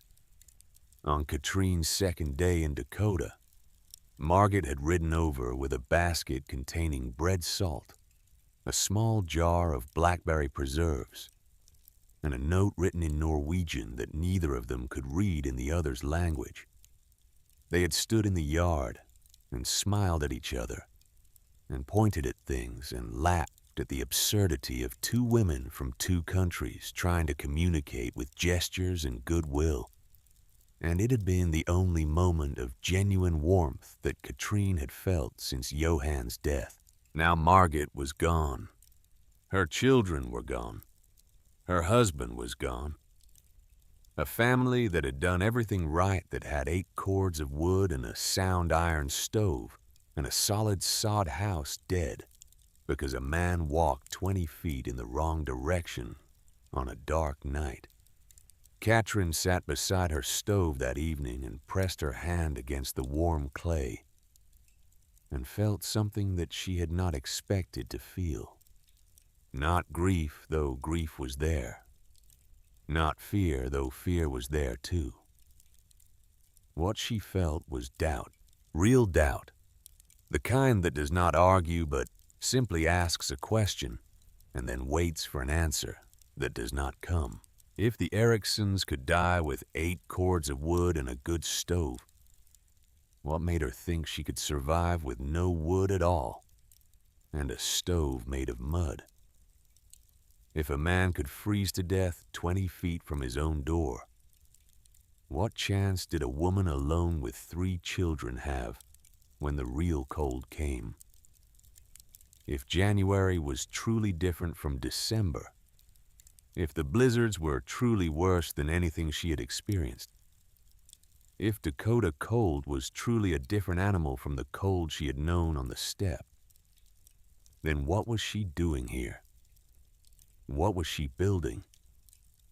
What was she betting her children's lives on? A memory. That was all. A memory of a grandmother's stove in a country she would never see again, built by a woman she would never speak to again. In a winter that was not this winter, on a steppe that was not this prairie, against a cold that was not this cold. She sat in the dark. The stove radiated. The children slept. Outside, the temperature was 22 below zero and falling. "Oma," she whispered, her hand flat against the warm clay, her voice so quiet that even the children would not have heard it if they had been awake. Did I build it right this time? No answer came. No answer ever came.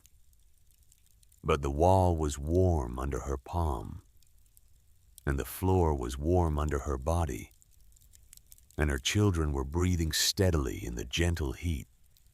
And sometimes the absence of an answer is an answer in itself. Christmas came quietly.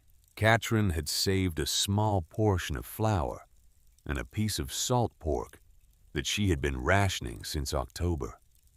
She made biscuits. Real biscuits, not the flat, heavy cakes of cornmeal and water that had been their daily bread for weeks, but actual biscuits with a crust that cracked when you broke them, and an inside that was soft and warm and tasted if you closed your eyes and wanted it badly enough, almost like the bread her mother used to make. She fried the salt pork in the one good pan and let the fat render into the flour for gravy. It was not a feast. It was barely a meal. But the children ate it as though it were a banquet, sitting cross-legged on the warm floor around the stove, their plates balanced on their knees, their faces lit by the oil lamp that Katrine had been saving for a special occasion. Liesel gave Katrine a drawing. She had made it on the back of a flour sack with a piece of charcoal, and it showed the stove rendered with the careful precision of a child who pays attention to things. The channels were visible through the walls, drawn as dotted lines winding back and forth. The firebox was a small rectangle at the base, with tiny flames inside it. And on top of the stove, standing with one hand resting on the surface, was a figure that was clearly Katrine, though taller and straighter than Katrine felt these days. "It is beautiful," Katrine said in German. She folded it carefully and placed it inside the Bible between the pages of Psalms, where it would stay for 30 years. Fritz told a story about the horse his father had promised to buy him. A bay horse, he said, like Mr. Dawson's, with a white blaze and fast legs. Papa had said they would buy it when they got to Dakota. Papa had said a lot of things. Fritz told the story without sadness, without longing, with the straightforward factuality of a child who has not yet learned that some promises die with the people who make them. Then Annie asked her question. "Is Papa warm where he is?" The cabin went still. Even the stove seemed to hold its breath, the crackle of cooling clay falling silent for a moment, as though the question had reached into the walls and touched something. Katrin pulled Annie into her lap. The child was small and warm and smelled like biscuits and earth. "Yes," she said. "Papa is warm." "How do you know?" Katrin pressed her cheek against the top of Annie's head and closed her eyes. "How do you know?" The question a 5-year-old asks that a theologian cannot answer. The question that has no response except faith. And faith is a stove you cannot see built from materials you cannot touch in a place you have never been. "Because Oma Brigitte is there," Katrin said.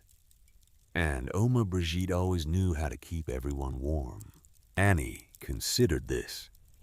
She seemed to find it satisfactory. She leaned against her mother and closed her eyes, and within minutes she was asleep. And the Christmas that would be the only Christmas of Katrine's life that she would remember clearly was over. The first week of January brought cold that felt personal. 20 below, 25 below.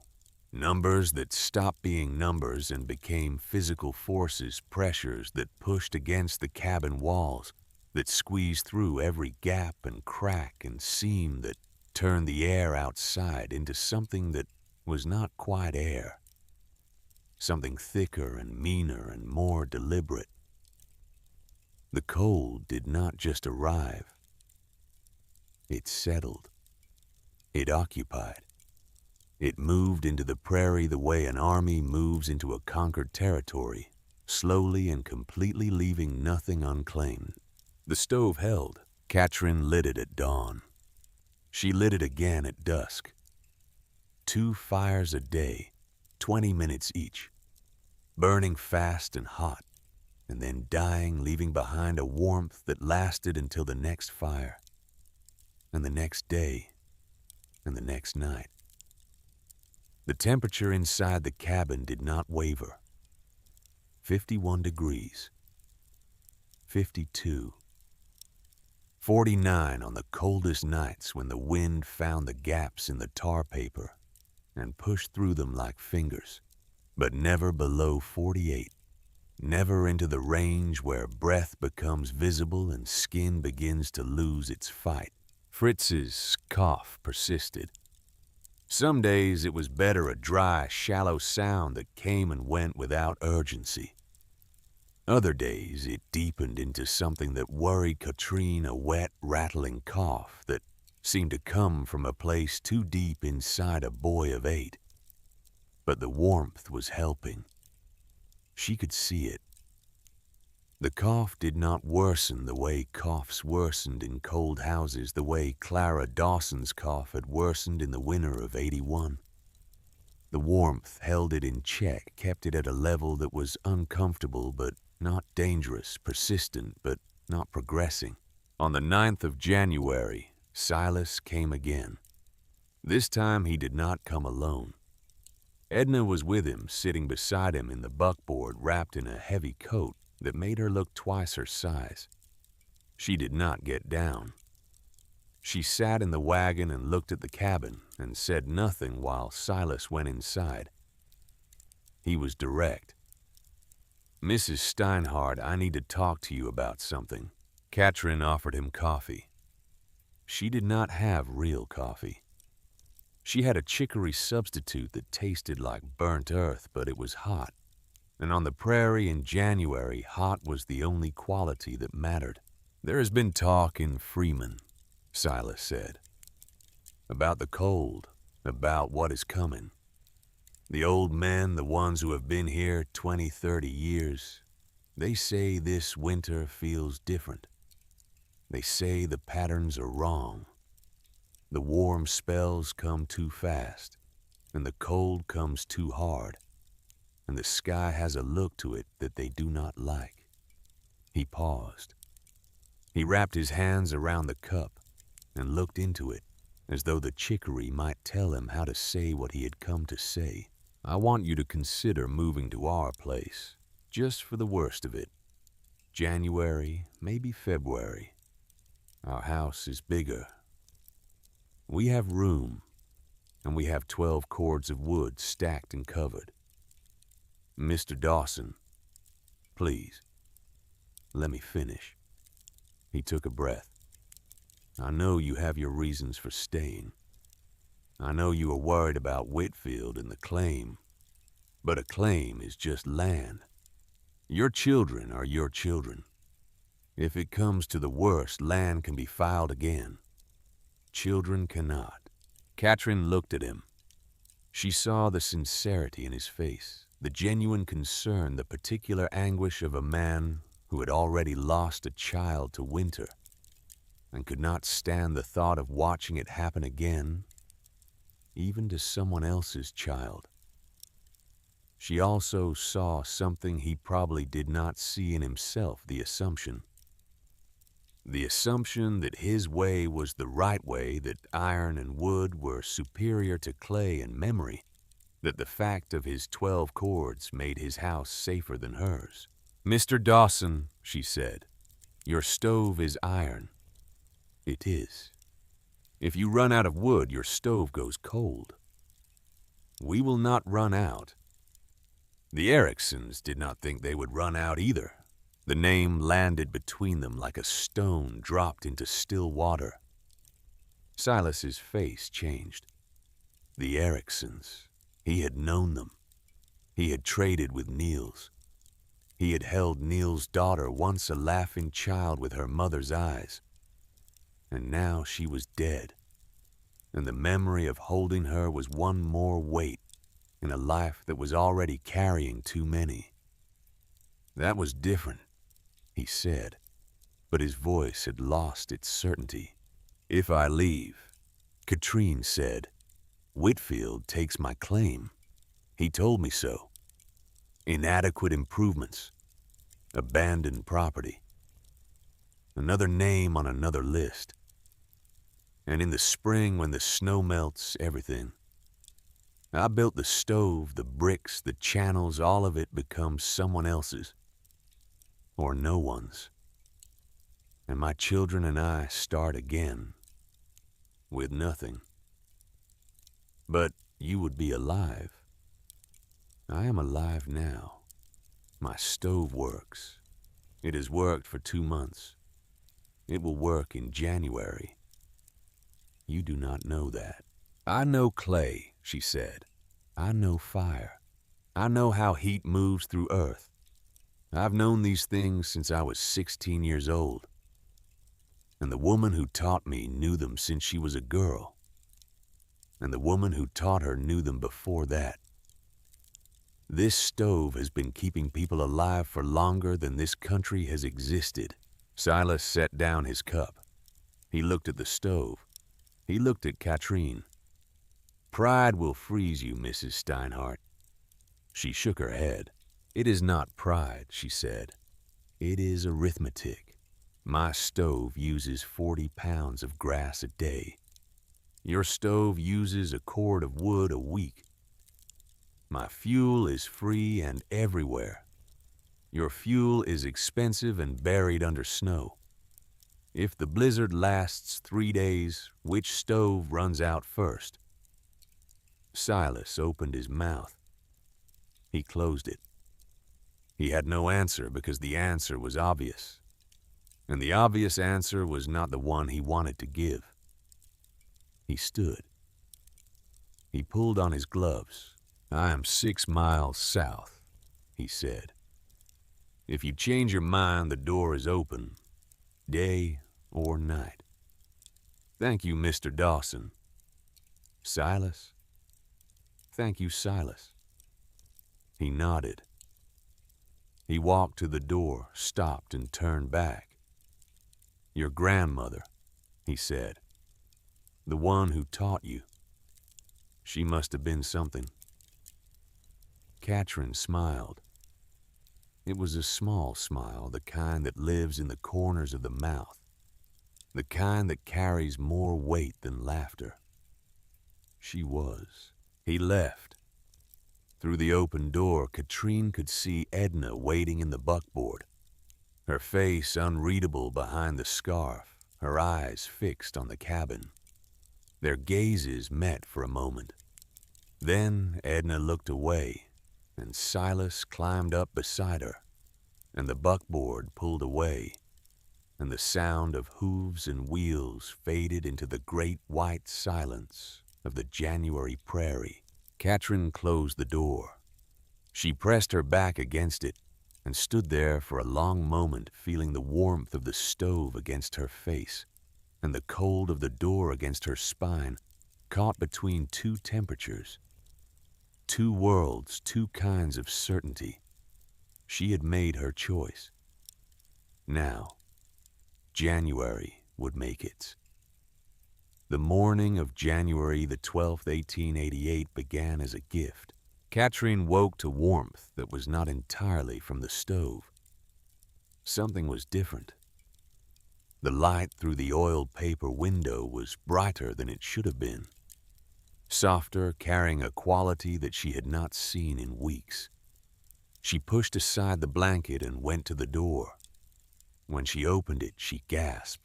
The air was warm. Not warm by August standards, not warm by any reasonable measure, but warm for January in Dakota. 40 degrees, maybe higher, a temperature so unexpected and so welcome after weeks of sub-zero agony that it felt like a miracle, like the prairie had relented, like winter had taken a breath, and in that breath had allowed something close to mercy. The sky was clear. The sun was out. The snow in the yard was melting, dripping from the eaves of the cabin in small silver streams pooling in the ruts left by Silas's buckboard. The air smelled different. Not the sharp, metallic smell of deep cold, but something softer. Something that carried in it the distant memory of grass and earth and growing things. "Children," Katrine called. "Come outside." They came, Fritz first blinking in the sunlight, his cough temporarily forgotten in the shock of warmth. Annie next squealing, running barefoot into the muddy yard before Katrin could stop her. Liesel last standing in the doorway with her arms crossed, looking at the sky with an expression that Katrin could not quite read. "What is it?" Katrin asked. Liesel shook her head. "I do not know. It does not feel right." "It is warm. It is warm," Liesel agreed. "That is what does not feel right." But the day was too beautiful to argue with. For the first time in weeks, the children played outside. Fritz threw snowballs at Annie, who threw them back with terrible aim and excellent enthusiasm. Liesel hung wet clothing on the line where it actually dried instead of freezing into rigid shapes. Katrin sat on the step and turned her face to the sun and let it warm her skin. And for a few minutes, just a few, she allowed herself to feel something that she had been rationing more carefully than flour: hope. Then, at 11 o'clock in the morning, she looked up. The western horizon had changed. It was subtle at first, a darkening along the edge of the sky, a thickening of the air in the distance, as though someone had drawn a line across the world and begun erasing everything on the other side. Katrin stood. She shielded her eyes. The line was moving, not slowly, not at the pace of normal weather, the gradual gathering of clouds, the lazy approach of a storm front. This was moving fast, impossibly fast. A wall of white churning and boiling, stretching from the ground to the top of the sky, consuming the horizon as it came. She had never seen anything like it. "Liesel," she said. Her voice was calm. She did not allow it to be otherwise. "Liesel, Fritz, get inside, now." Liesel looked at the horizon and went pale. She grabbed Fritz by the arm and pulled him toward the door. Katrin turned and scanned the yard. Annie, the girl, was not in the yard. She had wandered the way she always wandered, following something that had caught her attention, a bird or a butterfly, or the simple beckoning of open space. Katrin could not see her. The world was still bright and warm and deceptively calm. But the wall was coming, and it was coming faster than anything she had ever seen. And her youngest child was somewhere out there, in the open.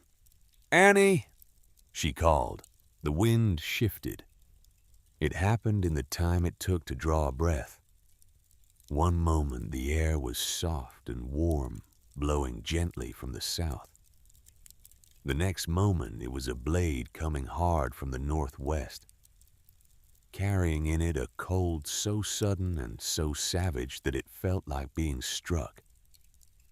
The temperature dropped 10 degrees in seconds. The sky went from blue to gray to white, and the wall hit.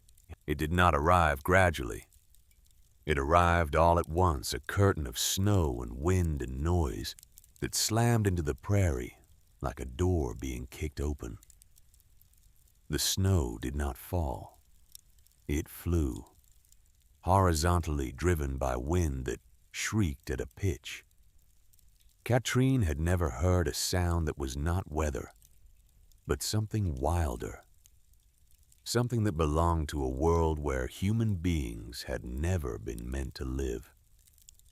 In 3 seconds, she could not see the cabin. In 5 seconds, she could not see her own hands. Annie. Her voice was torn from her mouth and shredded by the wind, scattered in 1,000 directions, swallowed by the white. She could hear nothing, see nothing, feel nothing except the wind and the snow and the cold. The cold that had teeth, the cold that was eating through her clothes and into her skin and down into her bones.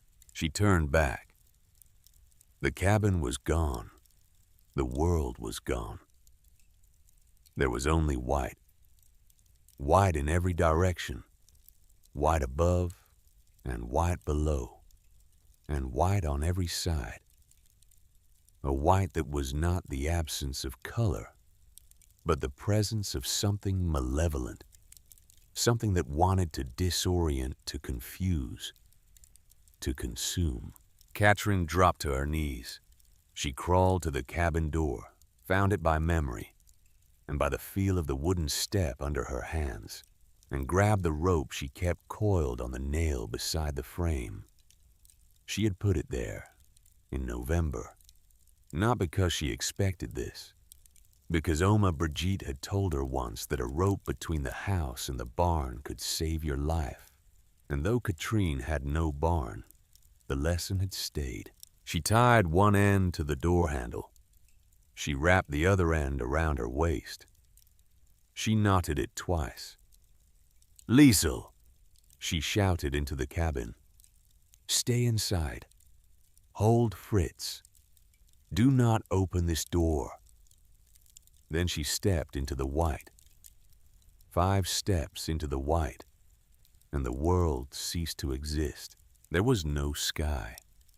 There was no ground. There was no horizon, no direction, no distance. There was only the wind and the snow and the sound. A sound that was not a single note, but a chord. A full-throated, multi-layered howl that came from everywhere, at once from above and below and from inside her own skull. A sound that was less heard than inhabited, as though the storm were not something happening around her, but something she had stepped into, something alive and vast and deeply fundamentally indifferent to the small knot of flesh and fear that was trying to move through it. Katrin could not see. She held her hand in front of her face and saw nothing. Not the outline of fingers, not the shape of a palm. Nothing. The snow was not falling. It was being thrown, hurled horizontally by a wind that moved at speeds she had no reference. For wind that pushed against her body, like a wall being leaned against. Her wind that found every gap in her clothing and drove the cold through it like nails. The rope unspooled behind her. She could feel it pulling at her waist, feel the tension connecting her to the cabin, to the door, to the only fixed point in a world that had lost all its fixed points. She held to that feeling the way a drowning person holds to a plank, not with her hands, but with her mind telling herself that as long as the rope held, she was not lost. As long as the rope led somewhere, she could come back. Annie. Her voice traveled nowhere. The wind caught it and tore it into pieces and scattered the pieces across the prairie like confetti. She called again and again. Each time her voice was smaller, thinner, more ridiculous against the enormity of the storm. She walked 10 steps from the door, counting each one because counting was the only navigation she had left. The rope played out behind her. 15 steps. 20. She was moving in the direction she believed Annie had gone, toward the south side of the cabin, where the child liked to chase grasshoppers in the summer, toward the slight depression in the ground, where snowmelt gathered in the spring. But belief was not knowledge, and in the whiteout, the difference between the two was the difference between life and a death. 25 steps. 30. She stopped. The rope behind her was taut nearly at its full length. She had perhaps 10 more feet. If Annie was beyond that, if the child had wandered further than 35 feet from the cabin door, then the rope would not reach, and Katrine would face a choice that no mother should ever have to face, the choice between the child behind the door and the child beyond the rope. She called again. She screamed the name into the wind with everything she had, a sound that came from the bottom of her lungs and the center of her chest, and some deeper place that is not the body at all, but the thing that lives inside the body and refuses to accept what the body already knows. Annie.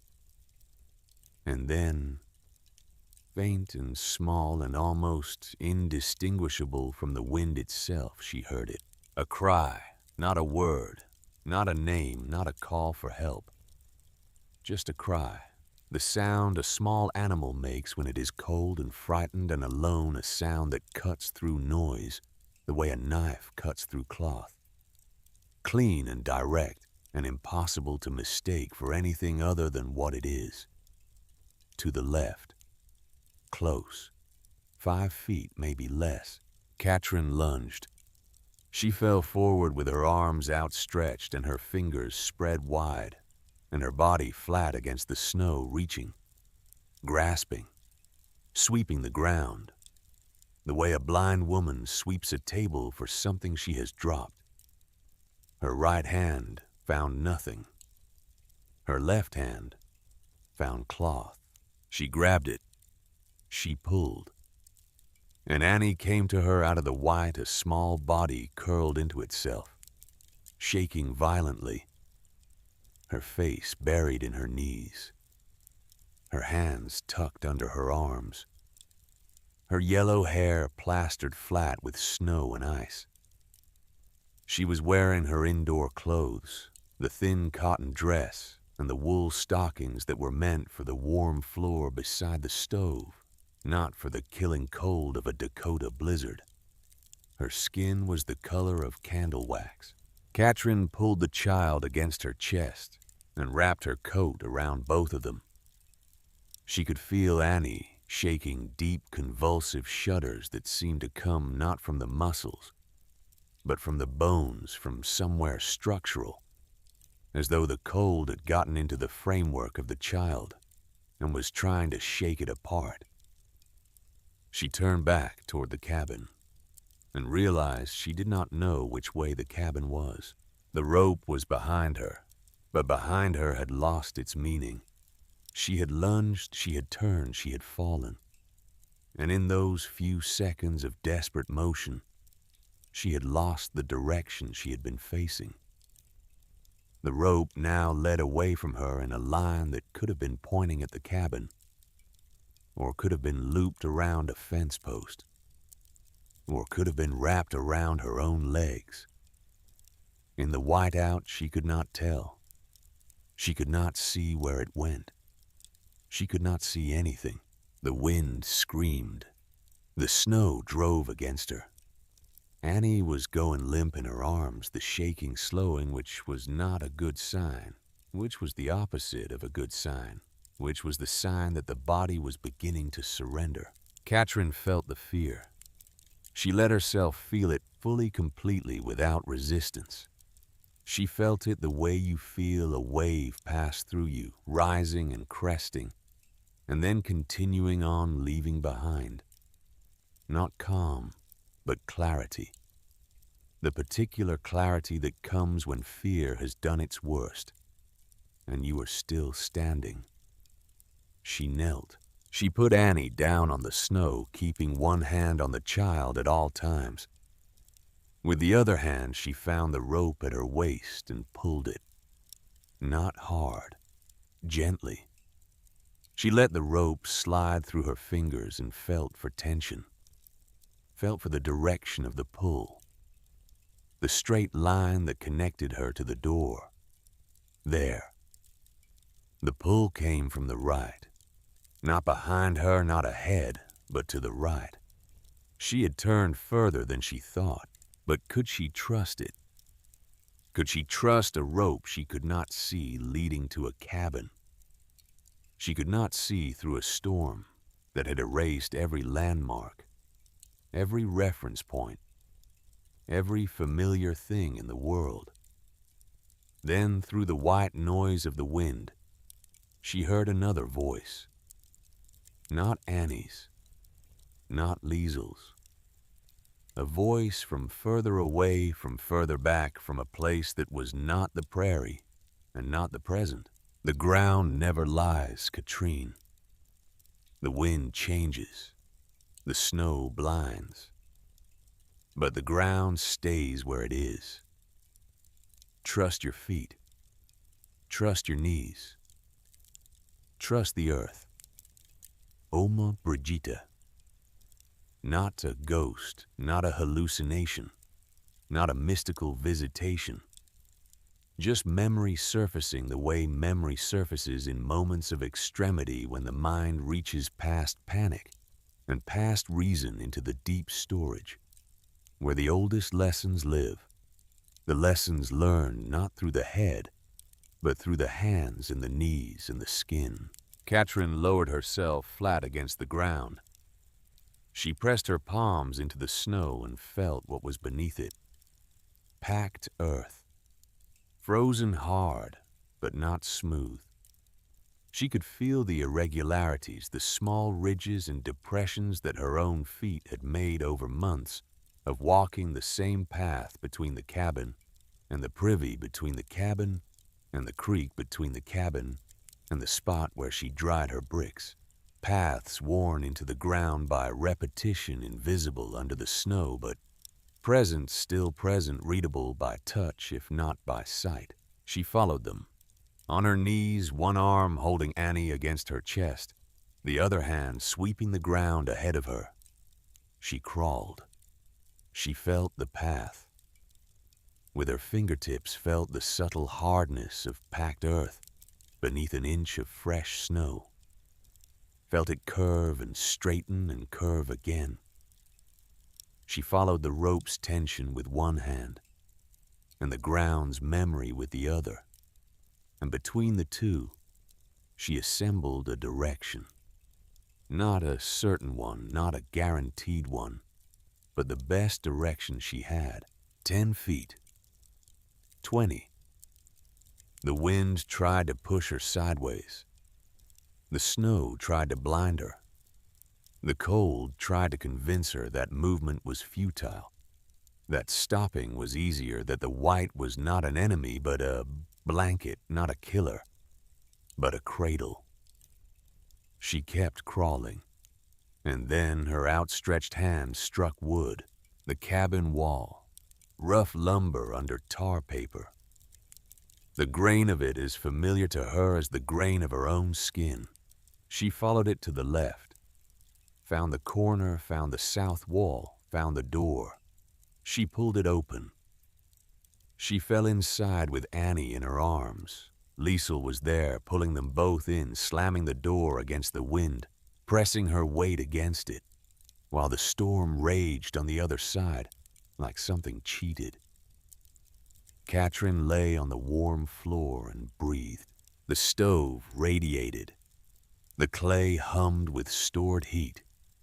The cabin was 54 degrees, and the world outside had dropped below zero and was still falling. And the distance between those two numbers was the distance between living and dying. And Katrine was on the right side of it. She was on the right side. The first 6 hours were triage. Annie's hands were blue. Not the blue of cold skin, not the blue of poor circulation, but a deeper, more structural blue, the blue of tissue that has begun to freeze, where the blood has retreated from the extremities and left behind something that is no longer quite alive. Her fingertips were the worst. They were white at the tips and purple at the base, and when Katrin touched them gently, Annie did not react, which meant the nerves were gone at least temporarily, and the question was whether they would come back. Katrin stripped the wet clothing off her daughter. She wrapped her in every dry blanket in the cabin, which was 2 wool and 1 cotton, and placed her on the floor directly beside the stove, where the clay radiated its deepest warmth into the packed earth. She tucked the blankets tight and rubbed Annie's feet between her hands gently, steadily, not hard enough to damage the frozen tissue, but firmly enough to encourage the blood to return. Slowly, over the course of an hour, the color changed. The white receded. The purple softened. The blue became pink, then red, and when the red came, the pain came with it. And Annie began to cry, which was the best sound Katrine had ever heard, because crying meant feeling and feeling meant alive. "I know," Katrine whispered, holding the small foot in her rough hands. "I know it hurts, but the hurting is good. The hurting means it is working." Annie cried herself to sleep. Katrine pulled the blankets higher and pressed the back of her hand against her daughter's forehead. Warm. Not hot. Warm. Good enough. Then she turned to Fritz. He was sitting against the far wall, his knees drawn up to his chin, his arms wrapped around his legs. He was coughing.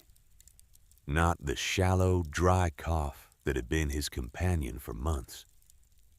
This was different. This was deeper, wetter, coming from a place in his chest that Katrine had been praying the cold would not reach. The sound of it filled the small cabin like water filling a cup, rising with each breath.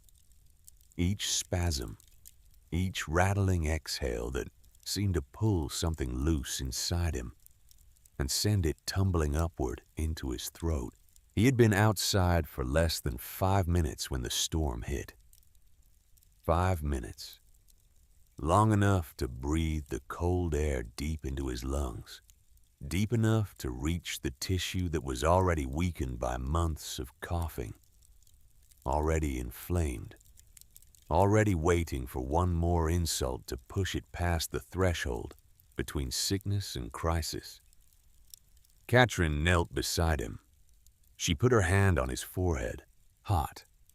Not warm. Hot. The kind of hot that does not belong on a child's skin.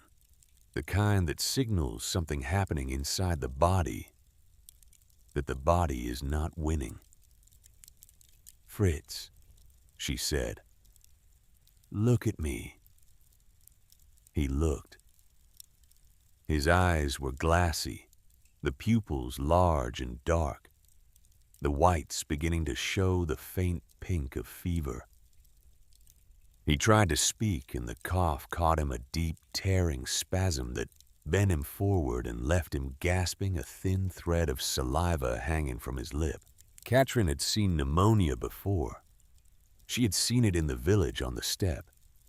She had seen it take old men in 3 days, and strong women in 5, and children in less time than it took to understand what was happening.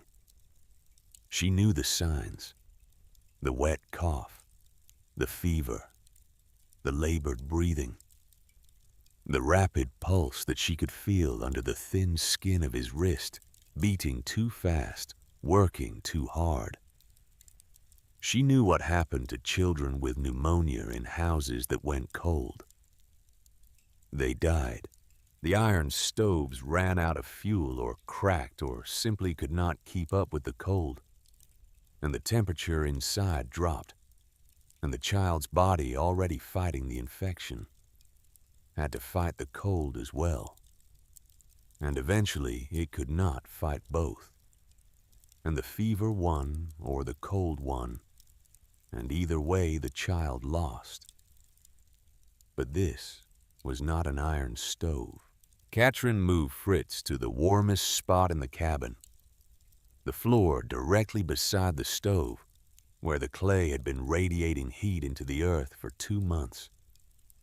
And the ground itself was warm to the touch, warm enough to sit on, warm enough to sleep on, warm enough to hold a sick child, while his body fought the thing that was trying to kill him. She laid him on his side because lying on his side made the breathing easier. She placed a rolled blanket under his head and another behind his back. She pressed his body against the warm clay of the stove and tucked the remaining blanket around him, creating a cocoon of heat, a small pocket of warmth within the larger warmth of the cabin, concentrating the stove's heat around him like armor. "Rest," she said. "The heat will help you fight." He closed his eyes. The coughing continued, but between the spasms there were moments of quiet moments when his breathing steadied and his body relaxed against the warm clay. And in those moments, Katrine could almost believe that the worst would not come. Almost. Night fell. The storm did not. The wind increased after dark, which should not have been possible, which defied the usual pattern of prairie weather where storms peaked in the afternoon and diminished overnight. But this was not a usual storm. This was something else entirely. Something that the old settlers would later call the worst blizzard in the history of the American frontier. Something that would earn its own name, the Children's Blizzard, because of how many children it killed. The temperature outside dropped to 20 below, then 25, then 30. The wind-driven snow struck the walls of the cabin with a sound like gravel being thrown, a continuous rattling assault that went on and on and on without pause, without rhythm, without mercy. Inside the stove held, Katrin lit the midnight fire. She had prepared the fuel that morning, bundles of twisted grass and dried sunflower stalks, stacked beside the firebox, enough for 3 days. If she was careful, enough for 5 days, if she was desperate. She fed the bundles into the firebox one at a time, building the heat gradually, letting the flames reach their peak before adding the next one. 20 minutes. The fire roared. The clay absorbed. The temperature inside the cabin climbed from 49 to 53 degrees. Then the fire died, and the clay took over. At 2 in the morning, Fritz's fever reached 101.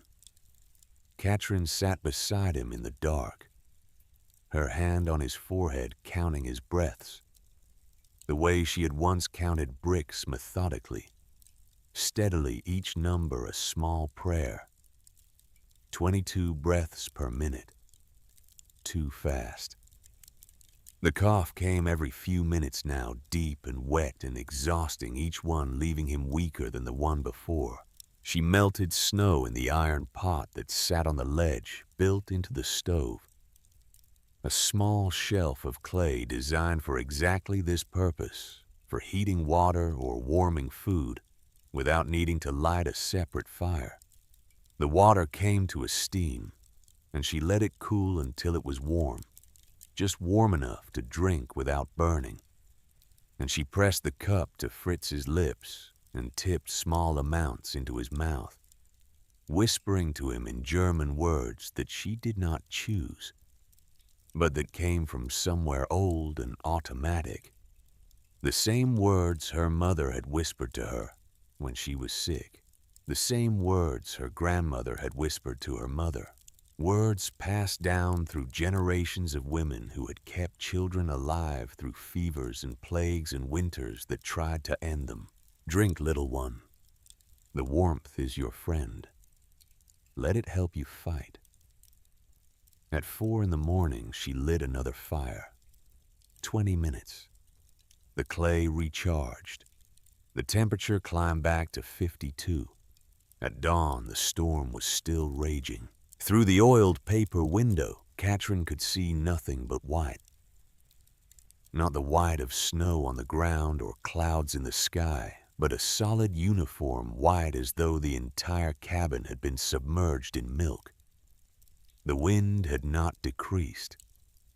If anything, it was louder, carrying a new frequency, a higher pitch, as though the storm were tightening around them like a fist. Fritz's fever climbed to 103. He began to speak. Not to Katrine, not to his sisters, but to people who were not in the room. His father, his grandmother, his uncle Friedrich, for whom he had been named a man who had died in Ukraine years before Fritz was born. He spoke to them in German, rapid and disconnected fragments of sentences that mixed memory with invention, that combined real events with impossible ones, that placed his dead father beside him on the warm floor and asked him questions that would never be answered. "Papa, when are we getting the horse? You said a bay horse with the white blaze, like Mr. Dawson's. Papa, it is warm here. Did Mama make it warm? Papa, I am tired. Can we go home?" Katrin listened. She kept her hand on his forehead and listened to her son speak to ghosts. And she felt the tears on her face but did not wipe them, because wiping would have required removing her hand from his skin. And she was not willing to do that. Not now. Not while his body was burning at 103 degrees, and his mind was wandering through rooms that existed only in fever. At noon, she lit another fire. At 6 p.m, another. 40 pounds of fuel burned since midnight. The stove consumed it and held it and gave it back steady and patient, an engine of stored warmth that did not waver, did not fluctuate, did not betray. Outside, the temperature had dropped to 32 below zero. Inside, the thermometer that Katrine had bought in Freeman for 15 cents read 51 degrees, 51 degrees, in a tar paper cabin, in a blizzard, at 32 below. The stove was doing what Oma Brigitte had said it would do. The clay was remembering the fire the way clay has always remembered fire. The way it remembered in Ukraine and Russia and Germany and every cold place where people had learned that the earth itself was the best insulation, the best storage, the best defense against the killing cold. But Fritz was still burning. The second night was the longest of Katrine's life. The fever did not break. It held at 103, then crept to 103.5. And each tenth of a degree felt like a step in the wrong direction, a small surrender that the body was making without consent. Fritz stopped speaking to ghosts. He stopped speaking at all. He lay on the warm floor with his eyes half closed and his breathing rapid and shallow, and his lips dry and cracked. And the only sound he made was the cough coming now at intervals so regular that Katrine could time them every 90 seconds.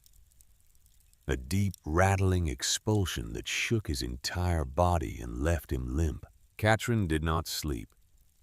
She sat beside him and held his hand and fed him water drop by drop and changed the warm cloths on his forehead and listened to his breathing and counted the intervals between coughs and watched the stove and watched the window and watched the storm and waited.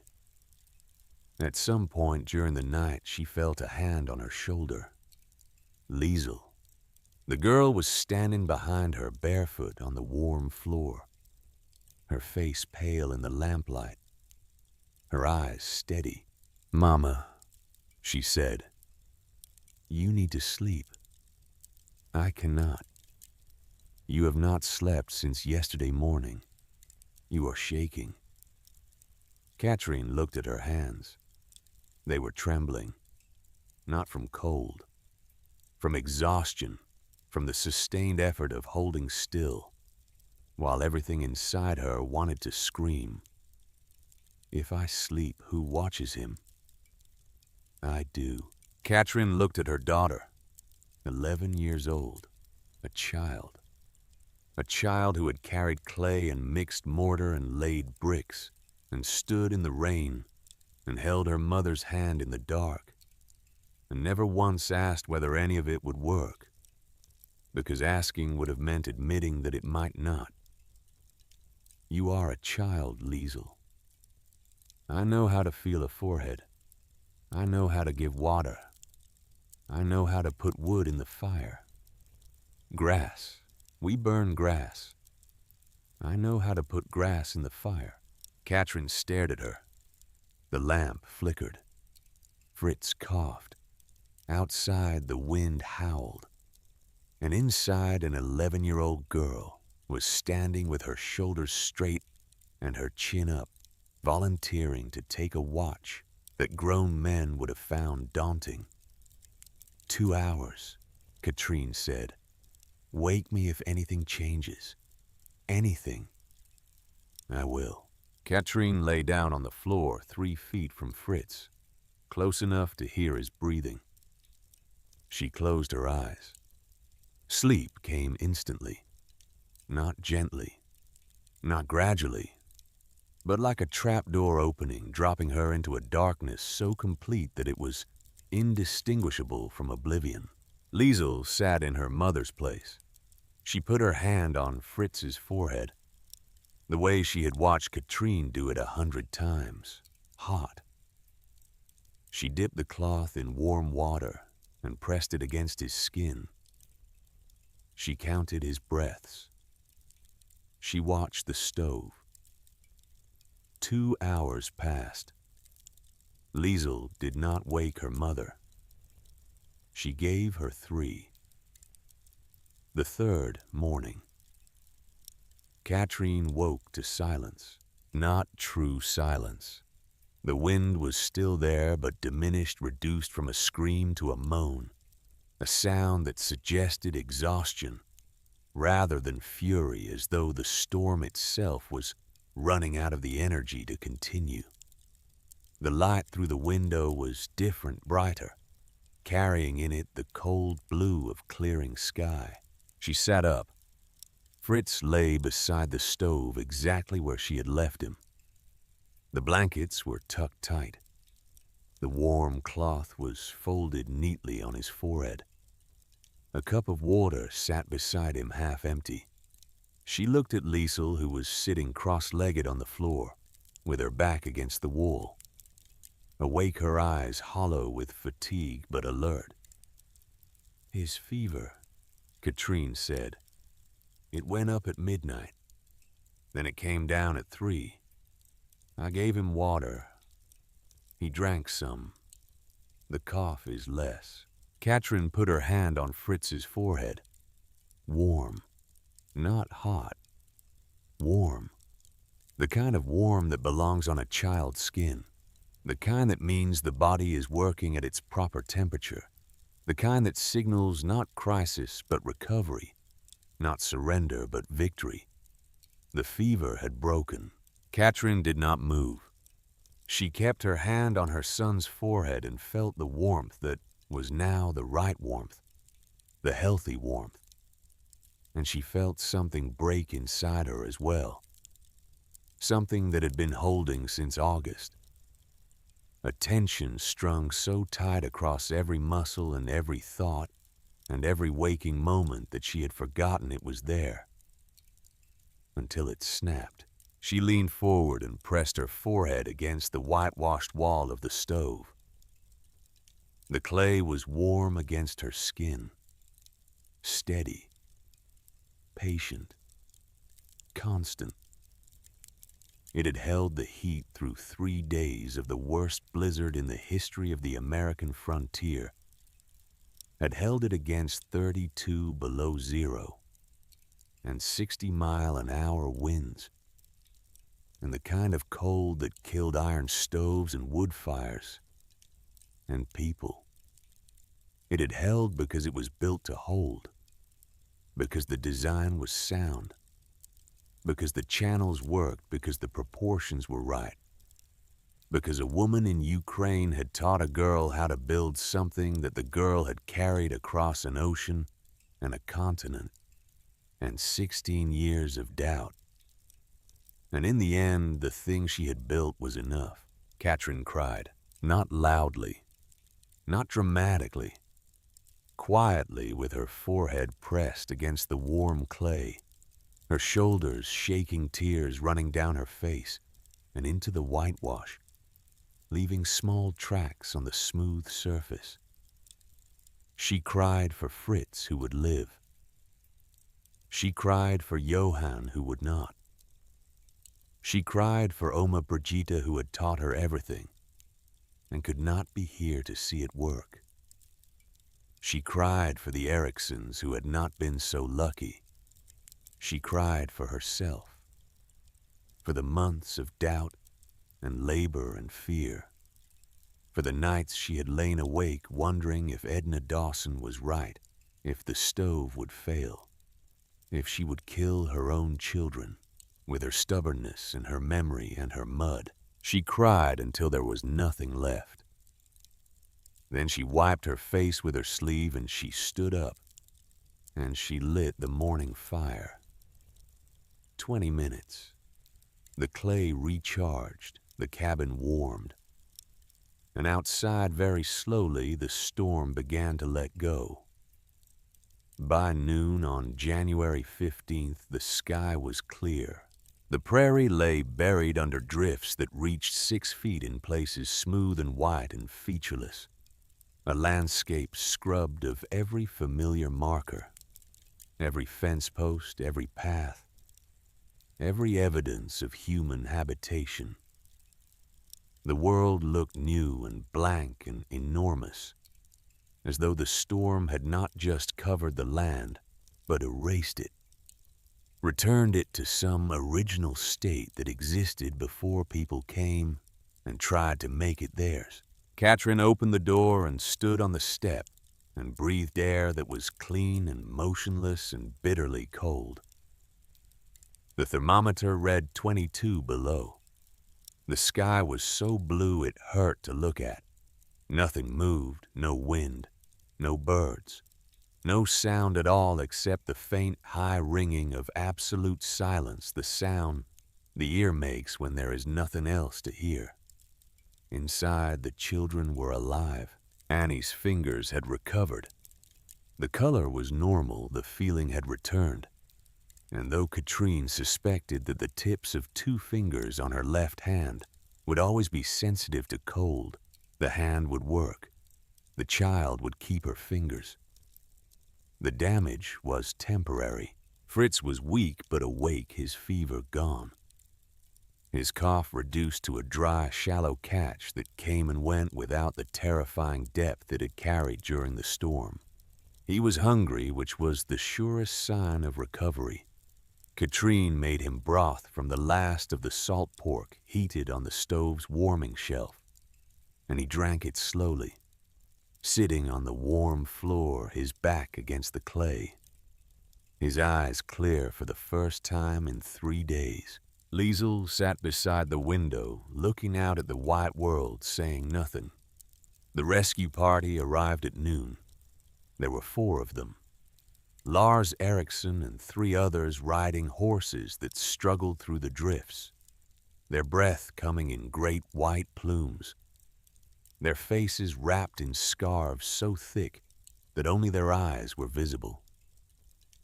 They had been riding since dawn, visiting homesteads along the creek road, checking on the living and counting the dead. The count was not good. They had found the Mortensen family, all 5 of them frozen in their beds. They had found old Peder Johansson in his barn, sitting against the wall beside his last cow. Both of them rigid, both of them still. They had found a young schoolteacher named Fiona Albrecht, wandering on the prairie 2 miles from the schoolhouse, blind from the snow. Her hands frozen past, saving alive but barely carried back to Freeman on the back of a horse, while she muttered apologies to children who were not there. So when they crested the ridge and saw the Steinhardt cabin sitting in its ocean of white snow, with no smoke rising from the chimney, no tracks in the yard, no sign of life of any kind, Eriksson did not even slow his horse. He simply nodded to the others and said what he had been saying all morning at every dark, smokeless cabin they had approached. Dig out the door. They dug. They expected the worst. They had seen enough of the worst that morning to last them several lifetimes. The door opened, and the warm air came out. Eriksson would later describe it to his wife as the strangest moment of his life. The air that hit his frozen face was not just warm. It was alive, carrying in it the smell of bread baking in clay, holding heat and children breathing steadily in a room that had no right to be warm, no right to be habitable, no right to contain anything but death. He stepped inside. His boots met the warm floor. His eyes found the white mass of the stove, gleaming in the dim light, radiating a heat so steady and so gentle that it felt less like a machine and more like a presence, a living thing that had been set to the task of keeping 4 people alive, and had done so without complaint, without failure, without interruption. The children looked up at him. Fritz, thin and pale but alive. Annie, pink-cheeked and bright-eyed. Liesel, composed and watchful, already standing, already evaluating this stranger, with the careful assessment of a child who had learned during the storm that not all adults could be trusted to save you. And Katrin standing beside the stove with flour on her hands, and a calm in her eyes that Eriksson would never forget, the calm of a woman who had walked into the white and come back, who had held a dying child and brought him through, who had built a stove from mud and memory, and had bet everything on it, and won. He took off his glove. He placed his bare hand against the whitewashed clay. The warmth entered his palm and traveled up his arm, and settled somewhere behind his ribs, in the place where wonder lives when it catches you unprepared. "How?" he whispered. Katrin looked at him. She understood the question, though her English was still imperfect. She understood it because it was the same question everyone had been asking since August. The same question that had lived in Silas Dawson's eyes and Edna Dawson's voice and Colton Whitfield's notebook. The same question asked now with reverence instead of doubt. She placed her own hand on the stove beside his. "My grandmother taught me," she said. 3 days passed. The prairie began the slow, painful process of accounting. Riders went out in every direction carrying lists of names, returning with shorter lists. The dead were gathered and stored in barns and sheds because the ground was too frozen to dig graves and would remain so until April. The living gathered in Freeman and spoke in low voices about wind speeds and temperatures and the number of hours between the moment the storm hit and the moment the iron stoves went cold, which for most families was between 8 and 14 hours. After that darkness, after that the burning of furniture, after that prayer, after that for some silence. On the 18th of January, Katrine heard footsteps in the yard. Not hooves, footsteps. Slow, heavy, uneven, the footsteps of people walking through deep snow on legs that were not sure they could carry the weight. She went to the door. Silas and Edna Dawson stood in the yard. They had walked 6 miles through drifts that reached their waists, 6 miles in sub-zero cold, 6 miles that must have taken them most of the day. They were gray. Not just their faces, not just their clothes, but their entire beings, gray with cold and exhaustion. And something else. Something that lived behind their eyes like a light that had been turned down until it barely flickered. Edna's hands were wrapped in strips of cloth. The wrapping was stained with something dark. Frostbite. The kind that meant blackened fingertips and weeks of pain and the possibility of losing parts that would not grow back. Their son, a boy of 14 whom Katrine had never met, stood behind them shaking so hard that his teeth made a clicking sound audible from 10 feet away. Silas spoke first. His voice was hoarse, reduced to a whisper by cold, and by something heavier than cold. "Our stove went out," he said, 12 hours after the storm started. The wood was stacked outside, 20 feet from the door. Might as well have been 20 miles. He paused, swallowed. "We burned the chairs first, then the table, then the floorboards. Margaret pulled them up with her bare hands, while I held the children." He looked at his wife's wrapped hands.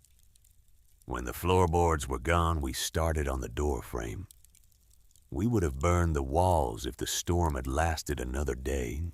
He stepped toward the cabin. The warmth reached him at the threshold, and he stopped, and something crossed his face that was more than relief. Something closer to grief. The grief of a man who had spent 30 years on the prairie, believing he understood it, and had just learned in the hardest possible way that he did not. He walked to the stove. He placed his hand on the whitewashed clay. He closed his eyes. "I thought I understood winter," he said, "but I did not." Then he turned to Katrine. His voice was unsteady. "I could have built something before the storm. You offered. I did not listen." Katrin shook her head gently. "You did not offer," she said, "but it does not matter. It matters to me. Then remember it, and it will not happen again." Silas nodded. He kept his hand on the stove. He did not seem able to let go. Edna had not spoken. She stood near the door, her wrapped hands held against her chest, her eyes moving slowly around the cabin, taking in the warm floor, the sleeping children, the stove, the smell of bread, all the evidence of a survival that she had predicted would not happen. All the proof that the woman she had warned, the woman whose child she had offered to take, the woman she had told would kill her own children, had done what Edna herself could not do. She looked at Katrine. The two women regarded each other across the small, warm room. Between them lay months of words, warnings given and rejected, judgments made and proven wrong, the particular pain of one woman telling another that she is not enough, and then discovering that she was wrong, that the other woman was not just enough, but more than enough, and that the lesson in humility was coming at the cost of frozen fingers and burned furniture, and a 6-mile walk through the snow. "Will you teach me?" Edna asked. Her voice was quiet, stripped of the authority it had carried in September, stripped of everything except the question itself. "Will you teach me to build one of these?" Katrin looked at her. She saw the pain in Edna's eyes, the genuine pain not just physical, but the deeper pain of a woman confronting the gap between what she believed and what was true. She saw the wrapped hands, and the gray face, and the exhaustion, and the fear. And behind all of it, behind the pride, and the judgment and the prophecy, she saw something that she recognized because she carried it herself. A mother trying to keep her children alive. "Yes," Katrin said, "I will teach you." The news traveled. By the end of January, families came from 10 miles, 20 miles, some from as far as Sioux Falls, riding through the frozen prairie to stand in a tar paper cabin and press their hands against a whitewashed clay stove and feel the warmth that had survived the worst blizzard any of them had ever seen. They came with notebooks. They came with measuring strings. They came with the particular humility of people who have been forced to admit that they do not know everything, and that the stranger they dismissed might know something essential. They traced the smoke channels with their fingers. They asked about the clay mixture, the straw ratio, the angle of the turns. They knelt beside the firebox and looked inside at the hard-fired brick lining.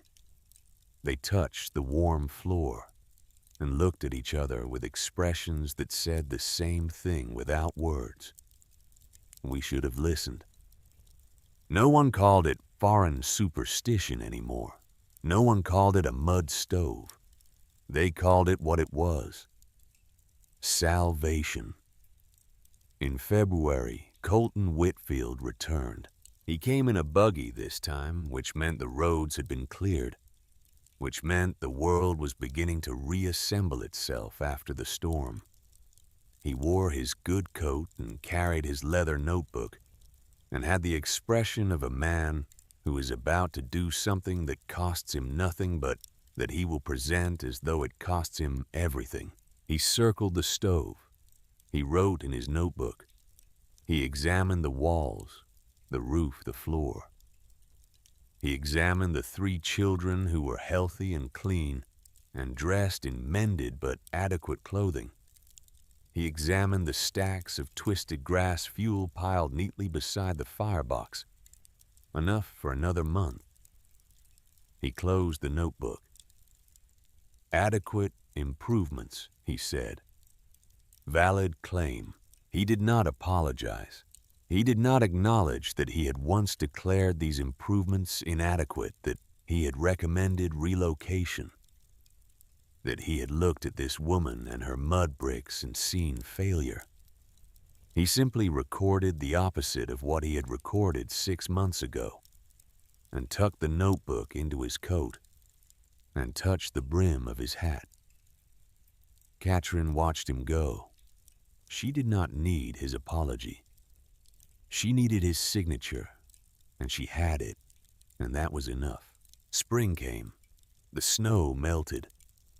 The prairie turned green and then gold, and then brown, cycling through its seasons the way it always had and always would, indifferent to the people who tried to live on it, but not unkind, offering grass and clay and water and sunlight to anyone willing to do the work of turning those things into survival.